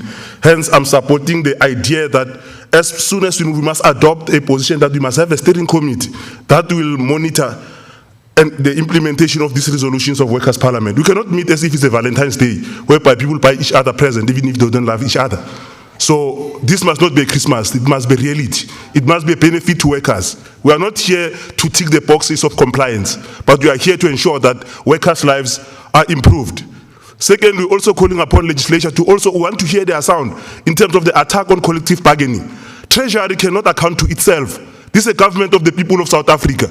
Therefore, we want to hear our legislation's voice to say this is a bargaining agreement. It cannot be violated by a few individuals who are managed and micromanaged by capitalists in this country. Because an agreement has to be honored. Lastly, the Deputy Speaker has put correctly that we are within COVID era. I'm also calling upon the legislature to assist us with the Provincial Command Council to ensure that there is compliance. Almost 80% of government institutions are not complying with COVID regulations. Workers are dying and everybody's quiet about that. So those are my submissions, and I request the House to adopt those positions in order to save the workers' lives and their families and ensure that there is proper health care in the province and development, economic development. Thank you.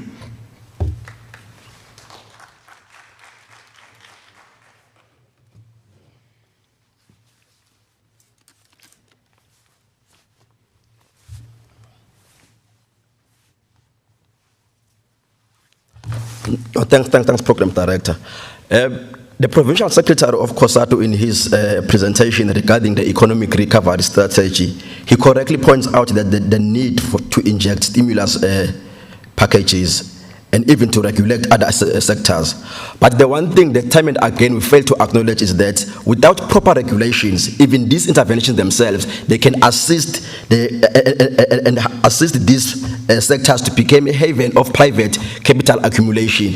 If at the end of the day we don't have proper and meaningful bargaining councils, because in their nature these bargaining councils are meant to provide a balanced representation between workers and employers. Now naturally or by default, the relationship is such that the pendulum tilts in favor of the capital, which is being the employer in this case. So we would need the legislative processes to make sure that the representation in the employers and the employee side is empowered time and again to balance up this representation. Because in the absence of that, at the end of the day, even this intervention, they become an assistant and a vehicle to assist these sectors to become a capital maximization projects of the employers. Thank you.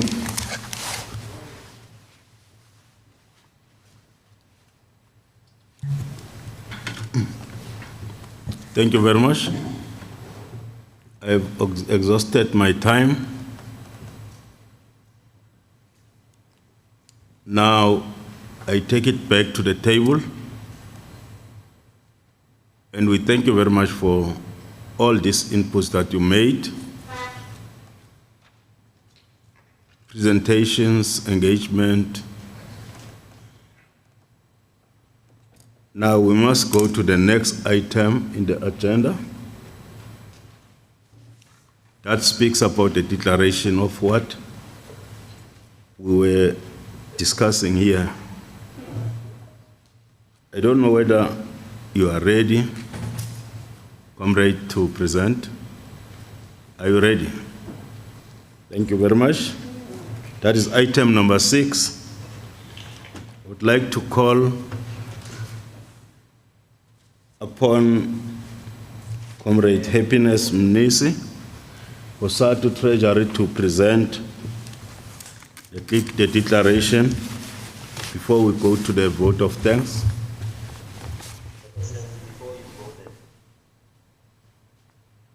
Comrade Happiness, can you hold on? Yes, can you speak, comrade?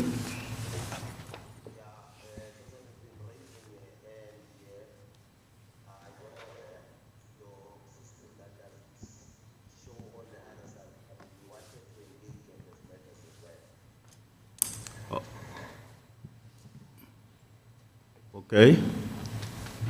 Comrade Happiness, can you take a seat? Can I allow you to make that input, comrade, because I've been calling upon you to raise your hand so that we can engage on the presentations or make your inputs. Continue, please.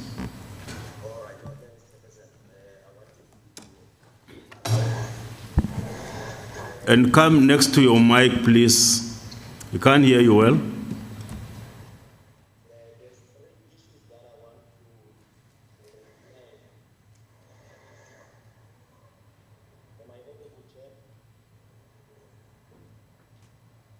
You are partially audible. Come next to your mic, please.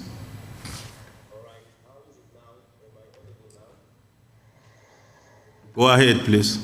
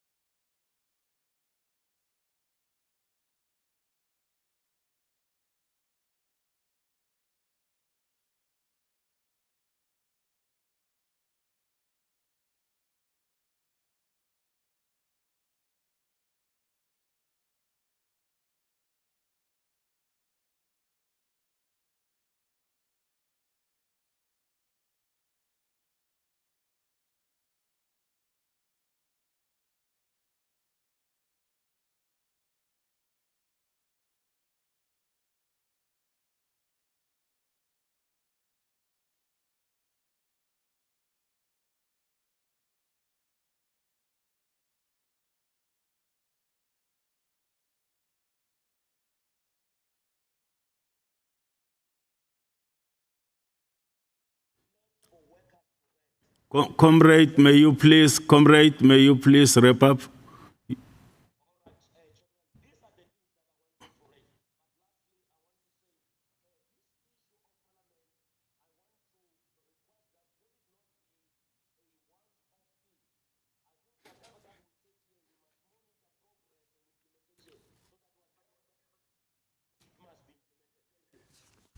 Thank you very much.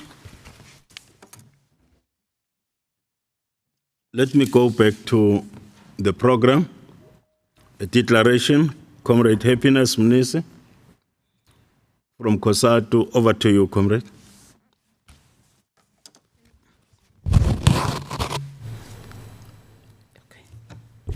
Thank you, Chairperson. Revolutionary greetings to the House and also to those who are virtual. I was told this is Kati Asiko. Let me just go straight to the declarations. Workers' Parliament 2021 declarations.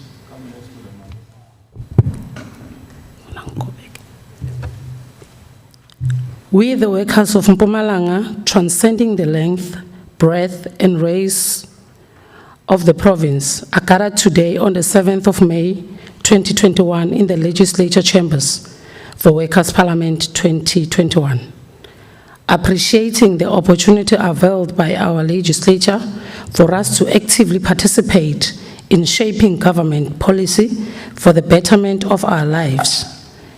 As part and parcel of its responsibility to encourage and facilitate public involvement in the policy-making process. Doing so in the spirit of unity in diversity, in forging a better South Africa and Mpumalanga for the future generation. Believing that our government has much confidence in us, advising and inputting in the process of building a non-racial, non-sexist, economical, successful, and prosperous South Africa that has a growing economy free from COVID-19. We hereby declaring our commitment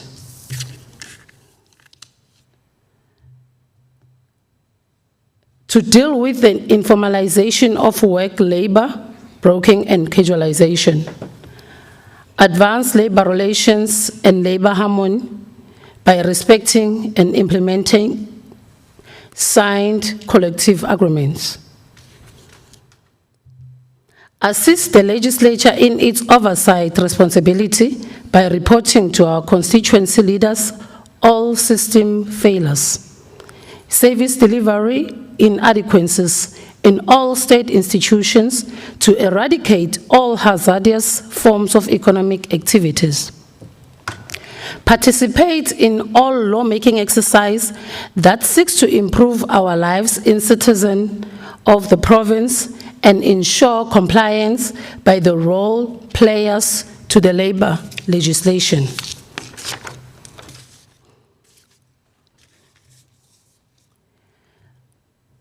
Also to support democratic values in society and encourage mass participation in organs of people's power.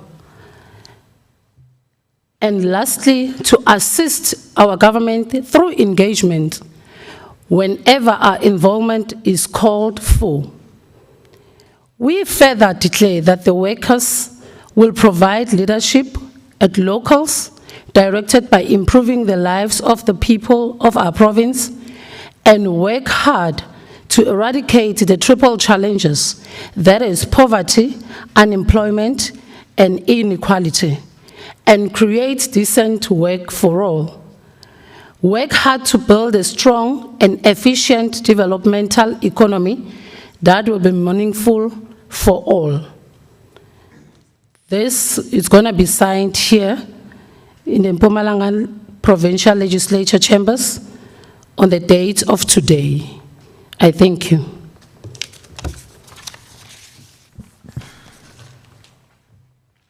Thank you very much, Comrade Mnisi. Comrades, here is the declaration. Can I invite hands to move and accept the declaration or make some few inputs if there is any? Invite hands now, comrades.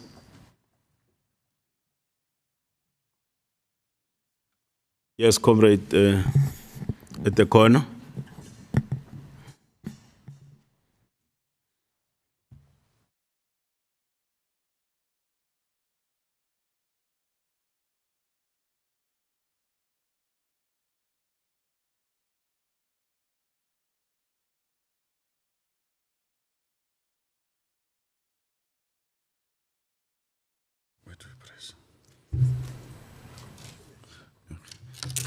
Thank you, Chair. We would like to move to adopt the declaration with an exception that if there is anything that we have to make an input, we'll do that in writing. Thank you very much.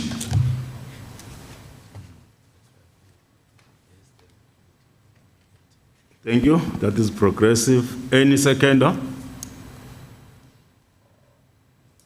Yes, comrade, at the back. No, yourself, comrade.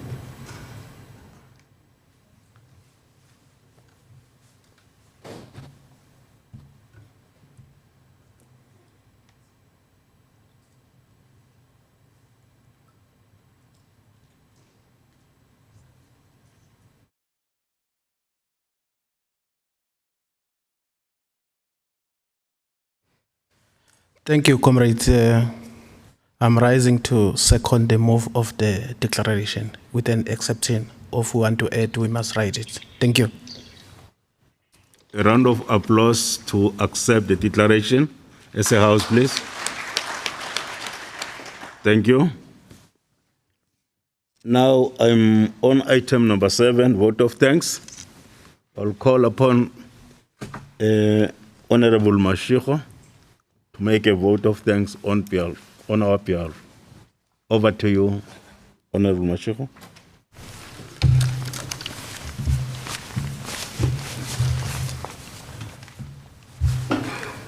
Well, Deputy Speaker, the Speaker, Chair of Chairs, the leadership of COSATU, and all comrades, affiliates present here.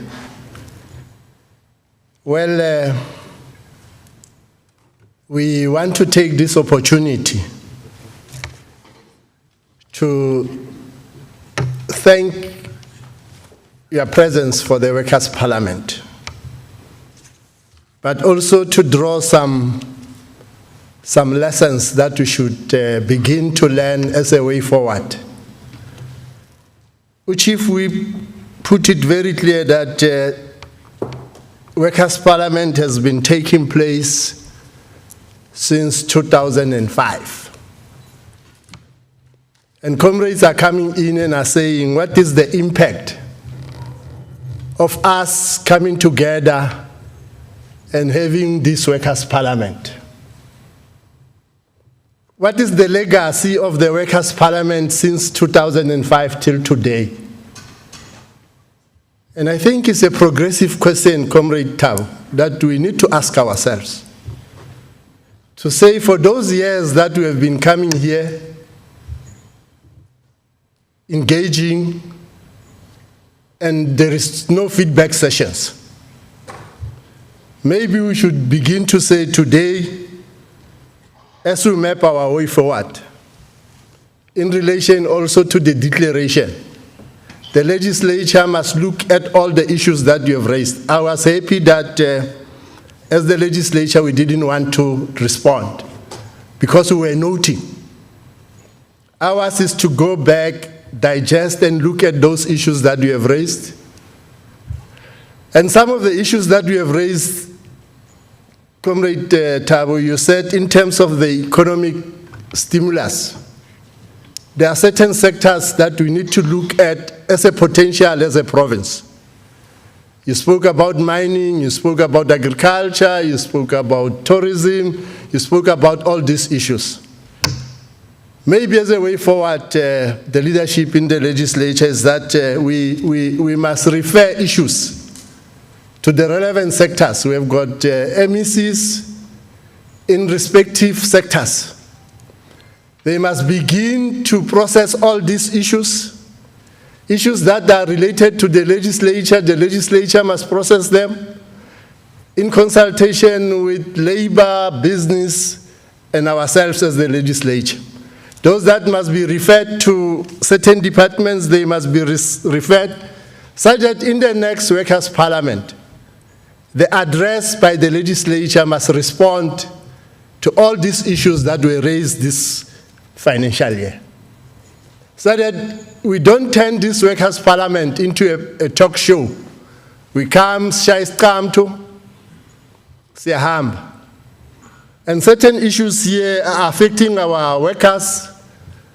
By the way, we are saying we are a force of the left.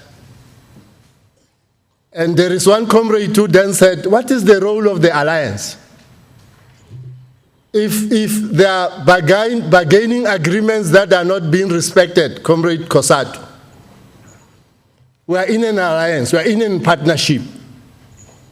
The ANC, the South African Communist Party, and COSATU, we are in one alliance. What is it that we are doing in advancing all these issues that we are raising? And there is something that you gave us as a package that we must take back to the legislature, that there is a storm that is coming. And you warned us about the storm, Comrade Tab. You said as long as the bargaining agreements are not respected, workers will be left with no choice but to go to the streets. And that storm is coming. And you say, what is it that the legislature is doing? You don't get the pronouncement of the legislature on these issues. We have noted all those issues that we have raised. But comrades, in a nutshell, we have noted everything. We don't want to go to each and every item one by one. And we also know that we are in a COVID-19 situation. But moving forward, that's my personal view as the chairperson of the select committee that deals with this sector. I don't think we are doing enough justice to limit you to certain 7 minutes when it is your day. I'm just thinking alone as the chairperson that if we say it's a workers' day, it's a workers' parliament, ours is to give you more time to engage and make your presentations and satisfy yourself, because we have declared this day your day. This is not our day, it is your day. In my view, as the chairperson, and I'm going to lobby, that in the next Workers' Parliament, if I will still be the chairperson of this committee, we give more time to workers, and so that you can express yourself. We don't limit you with 7 minutes, and we are rushing for time, and there are certain issues that they are critical that you need to raise with us, and we are just brushing them aside. But let me say, we really appreciate your efforts. I think there is value for money in us being here today, and we want to make a commitment when we make our vote of thanks to say, we thank you for the patience that you displayed. We thank you for sacrificing important time to deal with the triple challenges that are facing our people. And we thank you for the deliberations and presentations that were made today. But I, on behalf of the Select Committee, I want to make a commitment that come the next Workers' Parliament, you are going to get a feedback on all these issues that have been raised. Thank you very much.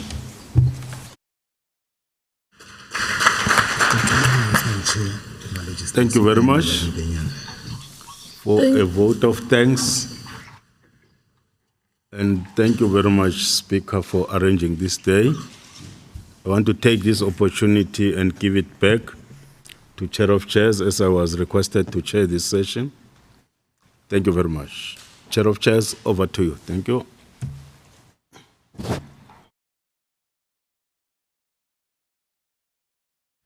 Thank you very much, Honorable Deputy Speaker. You did very well in terms of time.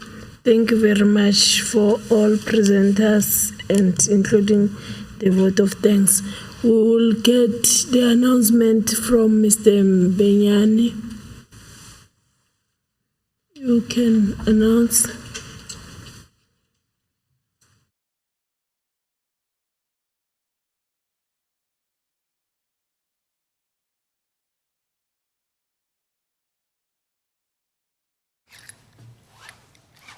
Thank you, Honorable Chair of Chairs, the Honorable Speaker, the Deputy Speaker, and all protocol observed. Just a quick announcement from the Honorable Speaker. The first one is that the Honorable Speaker has noted that there are some participants that have not received the promotional material which was distributed together with the documentation because they arrived either before the event has started, or the distribution had to be halted. For those who were seated already, it had to be halted in order to avoid disruptions.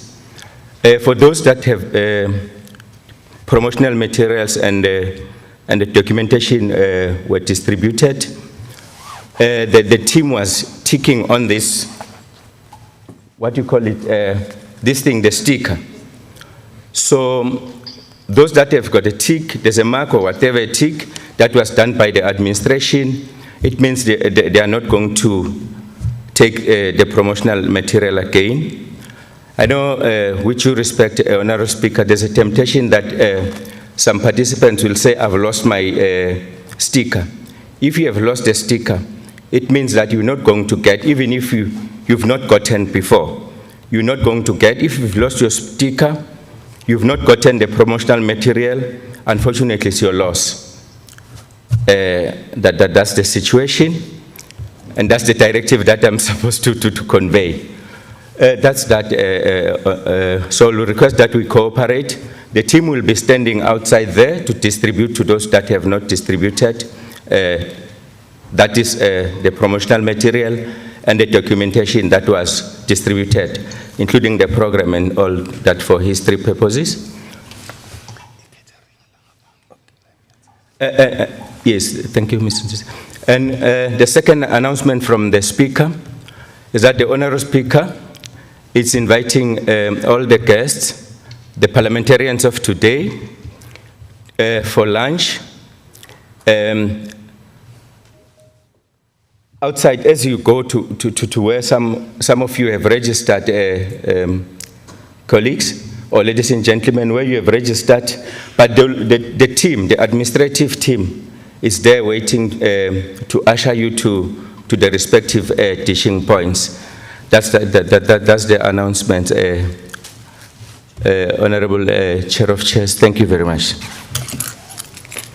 Thank you very much, Mr. Benyani. We are now at the point where we must adjourn. I would like to thank the Honorable Speaker, the Deputy Speaker, the Honorable Chief Whip, and Honorable Chair of the Select Committee, and Honorable members who have connected in Microsoft team, and your good self, ladies and gentlemen, workers. Without you, this Workers' Parliament was not going to be a success. And indeed, you have behaved in a manner that it has been able to run your program easily. Thank you very much. And when you go home, please drive safe. And we keep on observing the COVID-19 regulation. We don't do other things that will make us not to meet again. I believe we'll meet again, whereby we'll be giving each other a progress report as per in line with the Chair of Select Committee. Thank you very much, and the Parliament is adjourned.